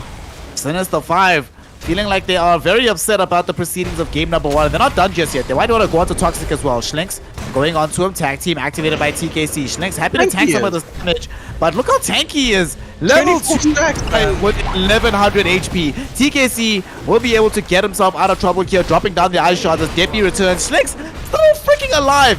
TKC is still not gonna die. Eventually will go down, but Schlinks will not. Somehow, some way, the Undying will live up to his name and walking away with 80 HP, but looking none the worse for wear. As Sinister 5 really putting the screws onto Benchwarmers here in the early game. Adestam, oh no, he's diving. Castaway looking for his 3rd kill. A killing spree solo. Now, you were talking earlier about how whenever you have this tri-lane situation committed, it does sap experience from the off laner and presents a 1v1 in the top lane. The one other thing it does as well, Not.a.Hero, is that there's no options to rotate middle when there is danger emerging. And Sinister 5, because they forced it to be a tri-lane, Benchwarmers don't feel comfortable bringing somebody to support Adestam, and as a result, he is getting absolutely rolled, being more than doubled up in the CS, but more importantly, 3 kills in favor of his opponents to the nothing of Adestam. Like, he cannot use orb in this lane at all. Like, the moment he uses orb, he's going to die. And I even think, like, if he uses orb defensively, he dies. And Castaway is looking for another one. He's got lasso now. He's getting the stacks going. Oh, there's a kill on the Viper. Sorry, production, we can't take our eyes away from this mid lane because we knew a kill was coming.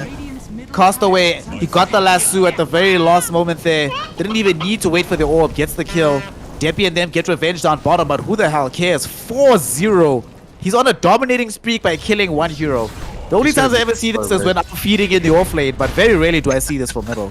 He's gonna be so big, man. Like he's got boots, he's going for boots of travel, he's already 500 gold towards it.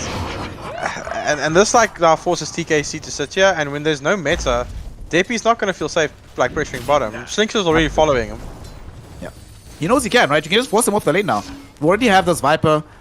Once he returns to the lane, he's going to be able to get level 5 fairly easily, since they know for a fact, like you said, TKC can't leave middle. Schlinks, Grove, one of them can vacate this side of the map, just start stacking camps for later, and just leave Chosen One alone. Let him get his experience, and at level 5, you can't play without meta in this lane as Deppy. The only shining light for them so far is the top side of the map, where Soup is doing a pretty decent job of getting his own CS, his own farm, but who cares? Look at XP. Look at his XP. Exactly. Yeah. He's on par. He's gonna hit 6 right now. Like, these denies have not affected him at all. And they're making a rotation on him now. He's actually gonna die. Soup is dead. Soup is 100% dead. Castaway has access to the lasso in about 40 seconds, but not even needed. Just get the fly.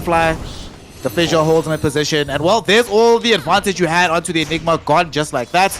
As now Castaway takes his life, is on 5 kills himself. And unfortunately, because the Puck had such a poor start, he doesn't even have the experience to try and punish Lynx right now for occupying this mid lane. He just sit there and watch and try and get some own CS back for himself.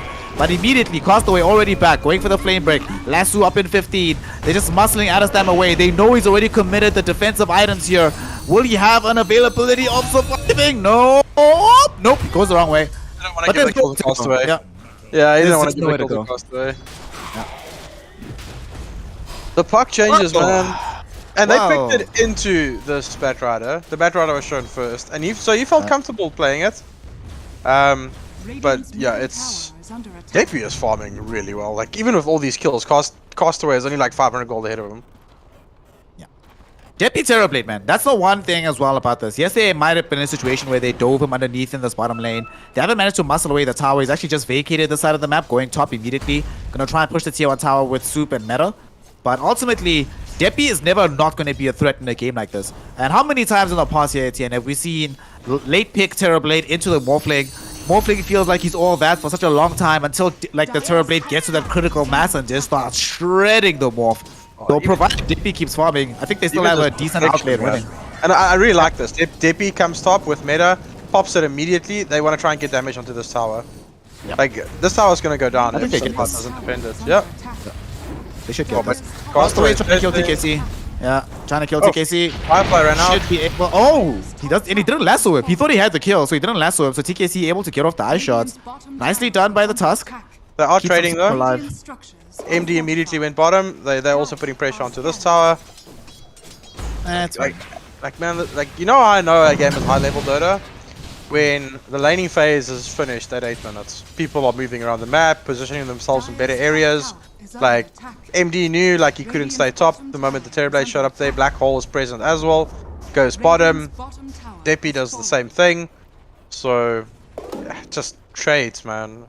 So good. You're saying that my pubs with 18-minute laning phases aren't high level Dota? I'm sorry to break it to you, my friend. But you need to make the difference, Snare.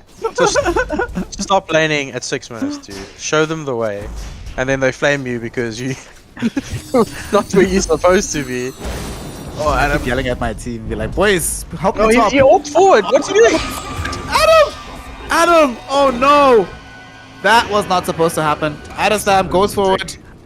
He was just supposed to throw out the orb, turn around because he was starting to get some stickies, and then Waning Rift back into the tower range, but pain and suffering. Unfortunately for Sinister 5, they aren't playing with like Death Prophet, so they don't have the instant option of taking the tier 1 tower, but nonetheless, this is such a painful situation to find yourself in. Toxic might actually die here. Chosen One looking to run him down with the Swiper. Unleashes the ultimate onto him. Bubbles is not going to keep you alive. Those bubbles, very nice animation there. Is the revenge. TKC does manage to catch Chosen One inside the eye shots, and they destroy the tombstone between Soup and Adestam. So despite losing the snap, they should be able to defend this. Lasso coming forward as they see that the Illusion Orb is gone. They still have Waning Rift though. Chosen One caught out in an awkward position. Will end up dying. Dreamcoil only catches him, but it's good enough to be able to muscle away the rest of Sinister 5. Tag team with Eidolons is a thing, eh? Yep. A lot of damage. A lot of damage. It's not so bad. Middle though, they might be able to catch the lasso. Castaway realizing that was not enough damage. Yeah, and there was a snowball as well. Snap quickie as well. So rather not. Just let him go. I'm actually very impressed by Benchwarmers. Despite one of the worst starts I've seen to a game in the early laning phase in quite a while, they are been able to recover quite well. Yeah, they've kept the map quiet. They haven't lost too much map control. They've traded efficiently. They've still gotten Soup all the farm that he wants. They're still allowing Depi to climb the net worth charts. Honestly, everything's fine for them. Like, it's okay. TKC also opted for phase boots on this pos 4 task. So when he gets Walrus Punch, it is going to hurt. Like, it's a significant amount of damage. It's a 300% crit level 1. So he's heading for roughly about 100. So yeah, like it's times 3. Nice damage. Insert 300 damage. Plus 24 damage phase boots, man. Those are so nice. Plus 24 damage phase boots. But you know what's the best is, like, I love how phase boots is now different for ranged and melee heroes. Yeah, thank God, dude.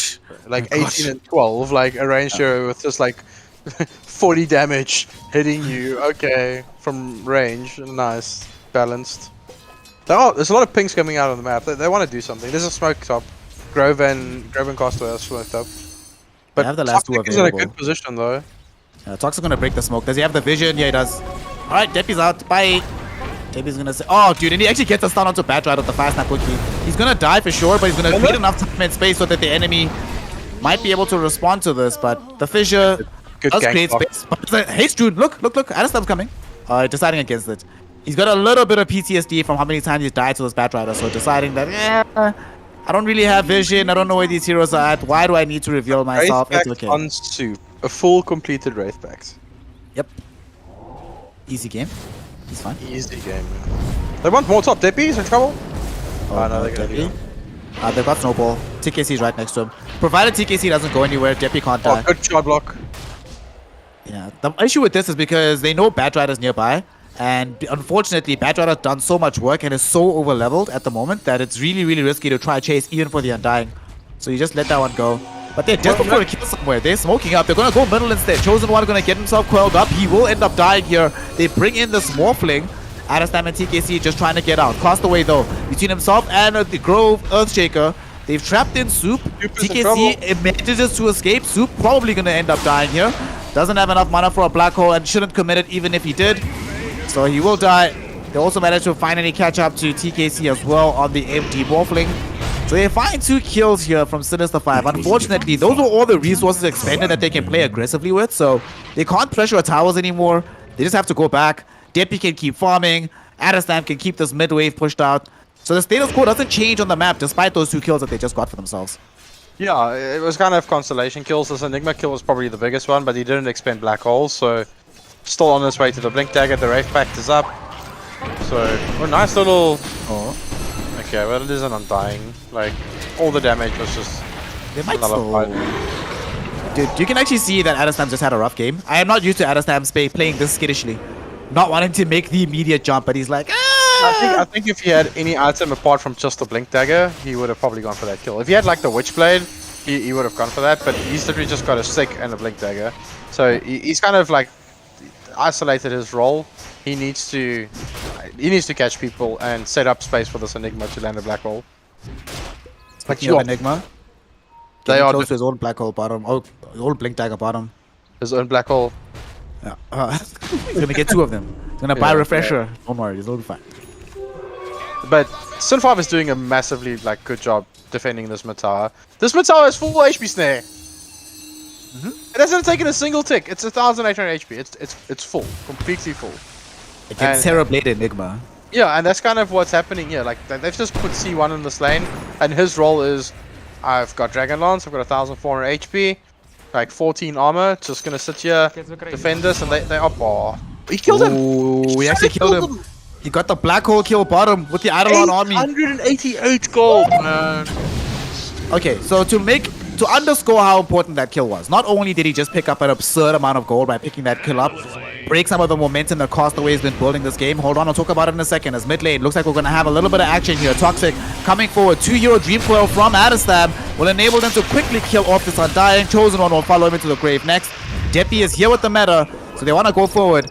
Grove has a Blink Dagger, but because of the kill that happened bottom, they can't leverage this Blink Dagger anymore, Etienne. They wanted to unleash the Blink with the Backdrider play. Fire Snap goes in with the ultimate. They actually kill Grove. There's no Earthshaker anymore. And Adastam able to escape from that situation. With the revival of Castaway, I'm not sure they have enough left in the tank to still push the tower, so their defense should still be solid. But nonetheless, Benchwarmers fight back in a big way all across the map and claim some very important kills for themselves. And that was really good plays by everyone there, but that was 100% because Soup killed Castaway bottom. Like they knew, like, no Batrider, let's just run at them. Absolutely. As long as they control the Shaker and he can't get the Echo off, which they did really nicely. Like, that's also why Toxic hit the Snapfire ult on top of it, but just to try and like force him not to blink in. Speaking of blinking in though, Toxic is going to end up dying middle. I think they should be able to kill Soup as well as he gets fissured up. He will be the first one to die, in fact, as Castaway only then mops up Toxic. This time around though, we see the changes in where heroes are on the map. Last time, because they killed Batrider in the bottom lane, they're able to immediately pounce on middle. However, now that Adestam was scouted, pushing out this bottom, they know that they don't have the big issue of Dream Coil to deal with, so they can push through middle, make a good life. Look at the Terrorblade, Deppy top lane. Like he knows these heroes are rotating up towards him. Deppy TB is honestly so good. Yeah. It's one of my favorite like player hero combinations in SA.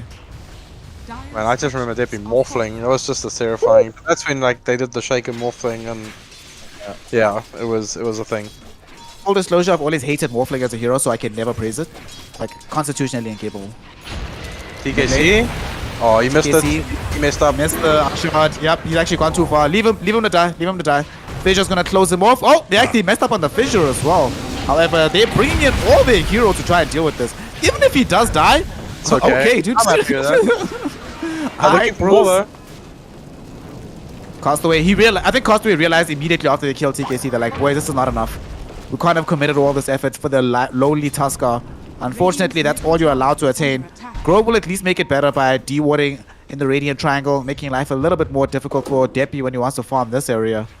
But in the grand scheme of things, TKC, his mistake doesn't end up being hard punished by the side of Sinister 5. So the game still continues, and yet again, we have a very, very close situation. And look at this, Soup just got Blink Dagger, and Black Hole is up in 10 seconds. And that's the worst feeling, hey? Like when you miss those shards, but Snowball's already channeling, and you just know. Oh, okay, well, there's a kill on the Undying. Or are they going to kill him? Nice. He's dead, yes, but the question is, will the Enigma survive this? He will, because Grove might have gone a bit too far forward, and they're going to give away the free gold on the Tombstone as well. Chosen One, will he get shotted in? No, he will not. TKC not feeling super hot on the eye shots today. Hasn't happened for him that he's been like, wow, that's an amazing cost just yet. Nonetheless, though, that's time bought. And now they haven't scouted the Soup Blink Dagger just yet. They don't have actually vision in this area. We'll see what they do to try and make this a good reveal. He's revealed himself now, though. Went too far forward. And they didn't soak up for this. Tombstone's already down. We haven't had a Dream Coil just yet. Soup finds him, Soup drawing back behind the Tier 1 tower. And that'll lead into him dying here. Grove coming in with the Fissure. Catches Toxic, but Toxic able to fire Snap Cookie over it. That was such awkward positioning from Soup. Why was he... He saw the Illy on the Viper, and he thought it was the real hero. And then as he blinked, he realized it wasn't the illusion. But even if it was the real one, I don't think they get that kill, right? He had to have known that Grove was nearby with Fissure to cancel. Doesn't have BKB yet. Just felt a little bit too over-eager. It was a bit forced, but they're really trying to get this like mid tower down because it's really like destroying map presence for them. Because look, Sin 5 straight into the Roche pit. Like mid tower is still up, they can go Roche. Turns out that Grove doesn't even need to be playing Treant Protector to frustrate your efforts at taking down towers. As hey, they almost got the kill out to Adestam. Toxic also here on the high ground. He's been caught out. Should end up losing his life. Grove set them up for success. He dies with the Adaptive Strike from the Morphling. Erstwhile though, Adestam coming in from behind. Maybe they can try and bring the slings, but Adam? Soup blinked out and Adestam went in. That's definitely miscommunication there. Yeah. Because I think he was expecting Soup to come in, drop the whole, or at least drop like the additional Maleficent start on the way out. Oh boy. We saw that something similar to last game, right? Where that slight moment of miscommunication can really change everything around. It happened a lot on the side of Sinister 5 last time. To be fair, it did happen between Adestam and Soup, as well as Deppy last game. But this time around, that is probably, if they lose this game, it's going to be that moment right there that really sets them quite far back. Yeah, it was just like Adestam went in, like Soup blinked away because he had Adaptive Strife going towards him. But like, look at Schlinks' positioning on this Undying. Like, Schlinks is such a player that he creates so much pressure just by his positioning on the map, and then putting him on a hero like Undying that makes him tanky. Yeah. They had to have seen that. Game's not over just yet though. They actually find and kill Grove. Chosen One's in danger as well. He's been caught inside the eye shots. MD and Viper right next to each other, so they can get Dream Coil. They can get Black Hole. DP, not even okay. Deppy not even needed to actually get it happen because he realized that they have the damage just through the Dream Coil, so they just straight up kill the Viper there. And they know that, well, MD is going to have to retreat now, so here's the opportunity finally for them to get in on this Tier 1 tower through the mid lane. No access to an Aegis, but finally some degree of map control. Look how happy Adestam is. Look where he goes immediately. He's like, thank God I can get this bounty route now. Something I do want to talk about is MD has almost got Ags on this Morphling. And if he shifts into Terrorblade, that's a lot of damage that you're taking away. because it steals the main attribute. So, like 20% of his agi just gone. Yep. That's not a. Oh, there's a smoke up though. They're gonna find Deppy. How about Deppy? Echo Slam will be what opens this up, but they have the BKB at the ready. Can he get off the BKB with this under? No, he cannot. No allies nearby him to try and help him out in that situation. This is so sad for Grove. He's had this Blink Dagger since 14 minutes here, Etienne, and he only now gets to cast the Blink Echo Slam. Must feel good for him. And they're actually moving bottom immediately. They know that Soup should still be in the area, and they know that he lacks the BKB right now. So if they can catch him, they can leverage this into pushing for the tier 2 tower. And Soup hit by the such bad luck. His Blink Dagger disabled for a little bit. They are going to catch him. He is certainly going to end up dying here. He does actually cast a black hole, holding these heroes in position, hoping for some backup. But where is the backup? Where are the homies?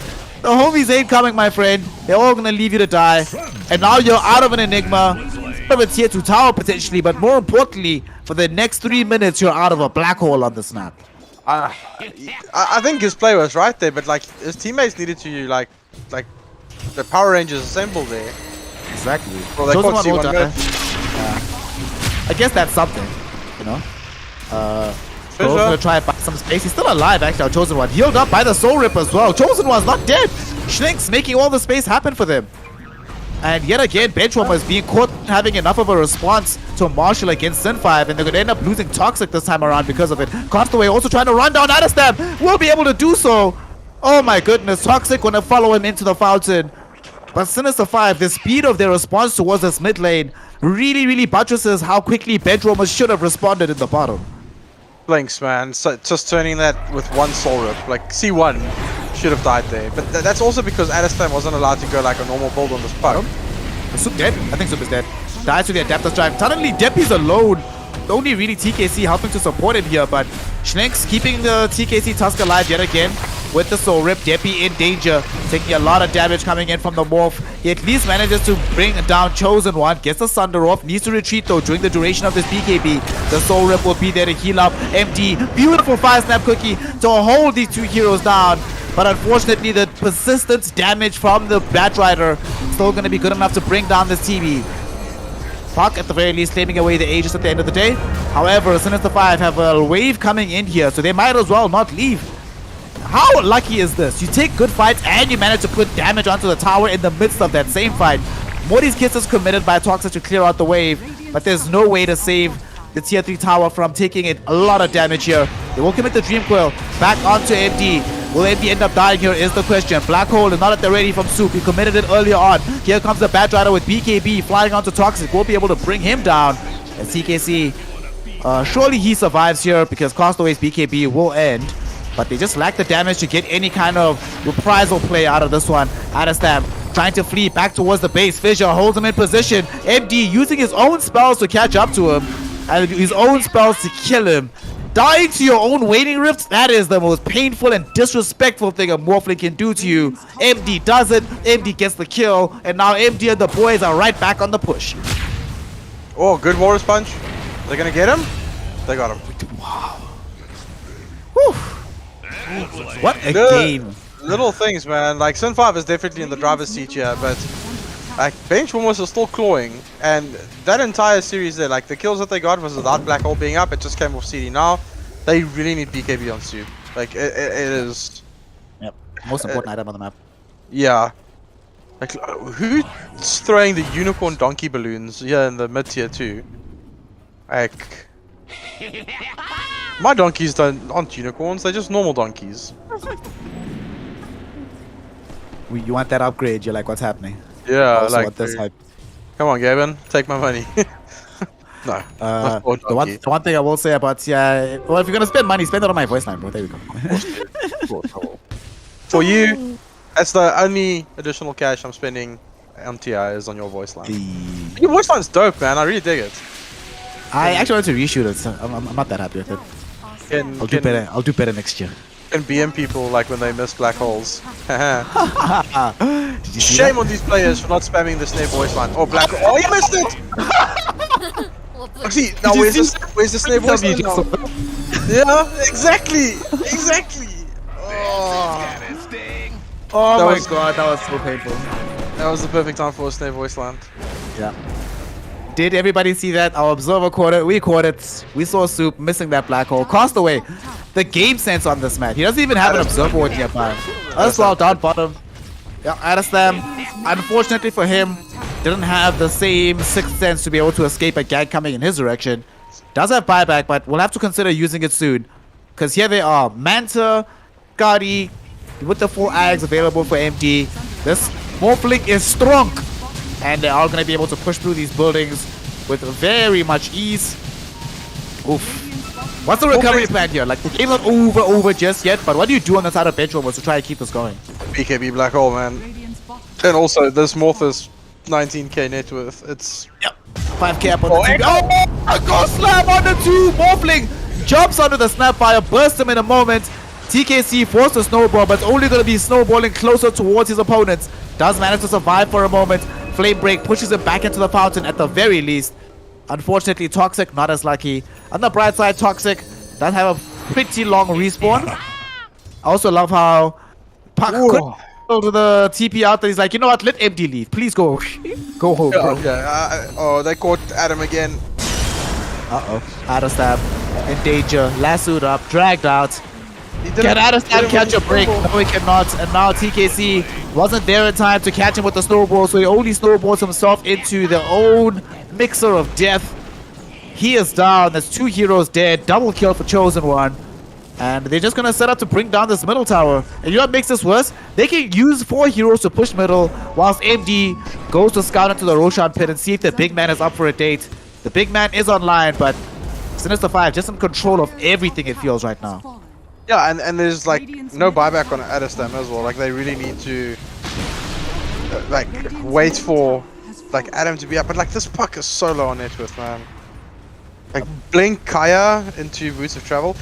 You know, I'm gonna say it openly. I hate when these mid players go Boots of Travel when they're losing the game, because I feel it's a map dominating item. Like, you want to use it to your advantage, and it doesn't help you can Boots of Travel into a fight and just like die. Die immediately. Yeah, I feel the same way.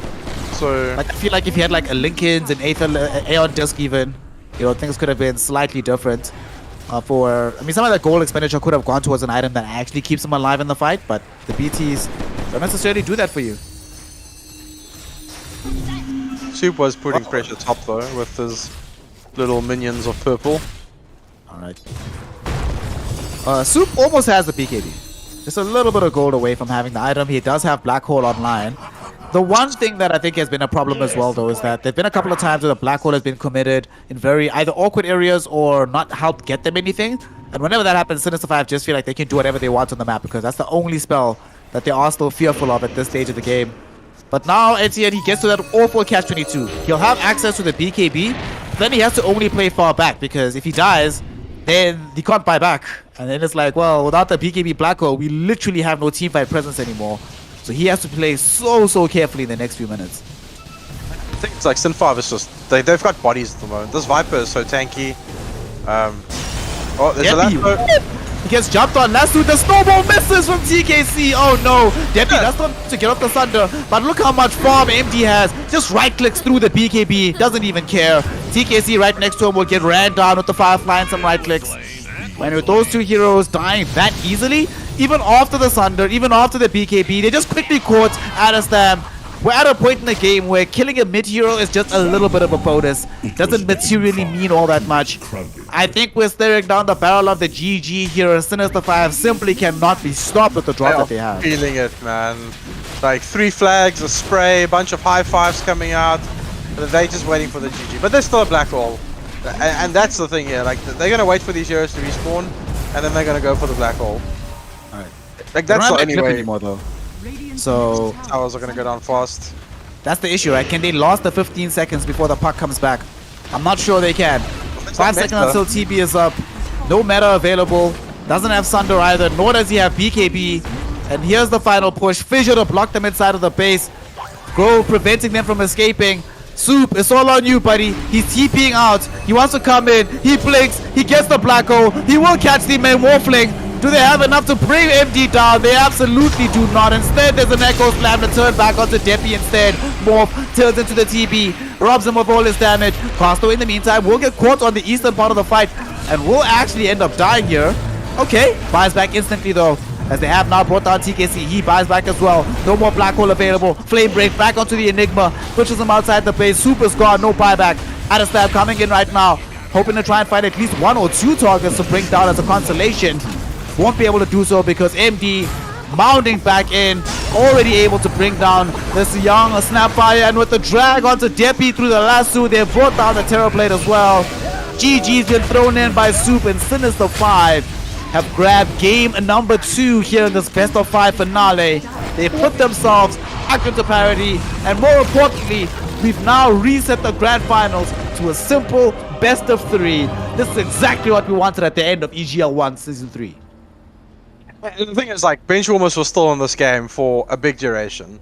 It wasn't like they were completely getting run over. Like, Sun 5 for the Christmas game, this Batrider pick just melted this puck. And Benchwarmers pickpocked into it. So Addiston was pretty confident that he could deal with it. But I don't think they're going to let that happen again. Like, you cannot have last pick and your last pick gets destroyed as hard as it did this game. Because I do think if this puck had a better time, or if it was a different hero that could have laned there, that Benchwarmers would have had a better foot on the game. Because they were making good movements, they were keeping their towers alive, getting like pressure on the map. The Soup solo killed Castaway bottom with the black hole, and that allowed them to take an entire team fight. But since that moment, if Castaway was alive, like, the map was theirs. And MD, man, how farmed was he?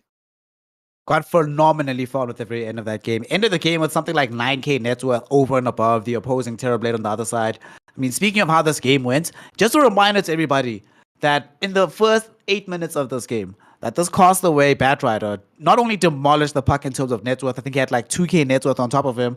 He had 5 kills at that stage of the game, 4 of them being on the puck. That does not happen in contemporary Dota nowadays. The lane matchups, normally, and the thing is, we saw because they started with tri-lanes on the side of Benchwarmers, they couldn't necessarily muster a response. By the time they can muster a response, now you're giving away the strength to the opposing tri-lane because they don't need to bring a hero middle to help Castaway, given how well his performance is going. Absolutely perfect performance from them.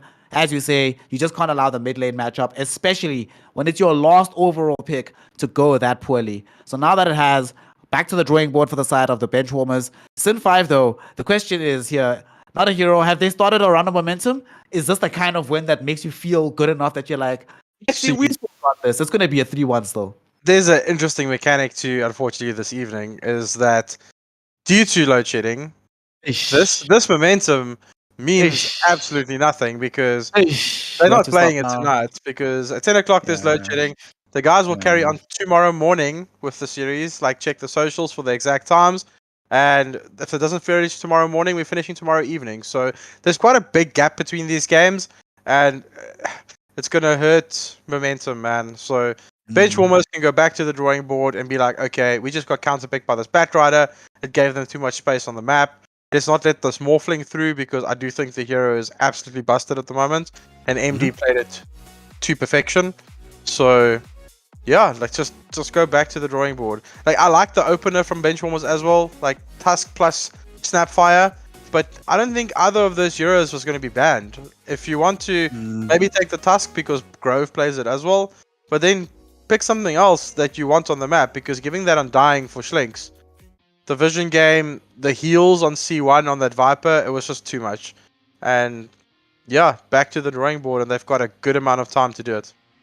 They do have indeed a good amount of time, as that game is going to be about, like, what, at this point, it's just over 12 hours away before they have to play game number 3, which is a very crucial game, given that whoever wins that game is literally one game away from winning out the entire damn series. The way it's looking right now, it is a little bit in favor of Sinister 5. They felt really strong. However, now that we are going to have that little bit of time, as Not.a.Hero mentioned, we are going to have that reset, and that means that we... tomorrow morning. It's a bit complicated, exactly. Yeah. And that we still do have some business to close out, though, here. In the meantime, Silent Storm ZA, if you are in chat, please get in touch with our admin team. Respond to them, because you have been the winner in our draw from earlier on, and you've gotten yourself a pair of Evetech Stealth Gaming Glasses as well as an Evetech Mouse Pad, so shout out to you. Unfortunately, because we don't have a conclusion to our series, the audience hasn't won just yet as a whole, but that just means that we have one more day of Dota. One more way to really say goodbye to the showcase here. It's been a couple of months that we've had like really high level Dota, but I don't know how you feel about this, right? I feel like every single time EGL happens and every single time you have like weird games like this, especially after game 1, the level of overall Dota improves, and it's good to see. Good to see that people aren't resting on their laurels. They're actually thinking about how do we beat these guys? What strategies do we have up the sleeve here? And even when we make missteps, we're not just gonna sit back and fold. No, we have many other looks happening into the game. So just from what you saw tonight, right? I know momentum's gonna change. I know that situations are gonna be very dependent on the draft. But just from the first 2 games, who do you think is taking this? Yo, you're putting me on the spot, eh? That's a big question. You know, I love the players on both these teams. I've got good relationships with most of them. But I want new champions, man. Sorry, Travis. Sorry, Mark. But like, you guys have won this thing twice already. I think it's time for a new EGL champion, and I'm gonna go with Benchwarmers for the rest of the series. Ooh. I will admit, after game 1, I really thought Benchwarmers was going to have it. But after this one, I can't say no to Sinister 5. I think we're going to have a sort of Real Madrid situation, a back-to-back champion coming out of this here in EGL ONE Season 3, brought to you by Dell and Intel and Evesports, of course. But to find out exactly which way we're going, are we going to be having a difference in history, or are we going to have a repetition of it? You'll have to join us tomorrow, as he mentioned, early in the morning. Stay tuned to the socials. That is at Evesports ZA. Make sure that you are very well attuned to exactly what's happening. And of course, make sure that you're following the boy, Not.a.Hero. This man right here. I can tell you now. T.I. Snare, man. Man, forget about T.I. Snare, man. T.I. is next week. T.I. is next week. We're still in SA right now. You know, we're handling business. Follow Not.a.Hero if you want to be abreast of not just what's happening in the Dota world, but pick his brain. Trust me, there's a lot of good stuff in there regarding Dota 2 and just life in general. And Not.a.Hero, good sir, before we sign out tonight, let's give you the final word. What you got to say to the homies? Tell us about how have you felt this season overall, not just in EGL, but the landscape of Dota. How do you feel about where South Africa is as a scene right now? I think we've got a lot of up-and-coming players, and there's a lot happening. We had a team go overseas recently to Russia, so that's pretty cool to see. It was a quick makeshift team, like all immortal players, so definitely skilled, and they competed well. And we've got a lot of up-and-coming teams from the younger teams, like Shaky spoke about, the organizations doing school events and stuff. So I definitely think there's a new generation coming through. And all I'm going to say to everyone is, like, guys, like this is the game we all love. Like, we watch this game. We've got our boy Snare here representing South Africa on the biggest stage in the world, by his voice line, by the way. And yeah, like, it's just, there's a lot happening, man. Like, you're a big ambassador for us all, and like I said earlier, we're very proud of you. And the players just need to keep at it and improving, and the rest of it will come. Absolutely. The players, of course, here in the grand finals will be keeping at it tomorrow morning. So stay abreast on the esports channels to know exactly what time we are. Or easiest way, just follow and hit the notification bell here on the channel itself at Esports ZA on Twitch. And as soon as we go live, you'll know exactly when the game is resuming. With that, we are now 1-1 in our grand finals. It's been reset to a straight up best of 3. So stick around, join us tomorrow to see where that best of 3 goes and to see if we'll have a returning champion or a replacement one here in EGL ONE Season 3. My name is Snare. I'm being joined by the wonderful, the legend, Not.a.Hero. And this is, of course, EGL ONE, brought to you by Dell and Intel in partnership with Esports. Until tomorrow morning, we will see you then to see how the grand finals resumes. It's Benchwarmers versus Sinister 5. Game 3 coming up soon. So we'll see you in the morning to see where the hype ends.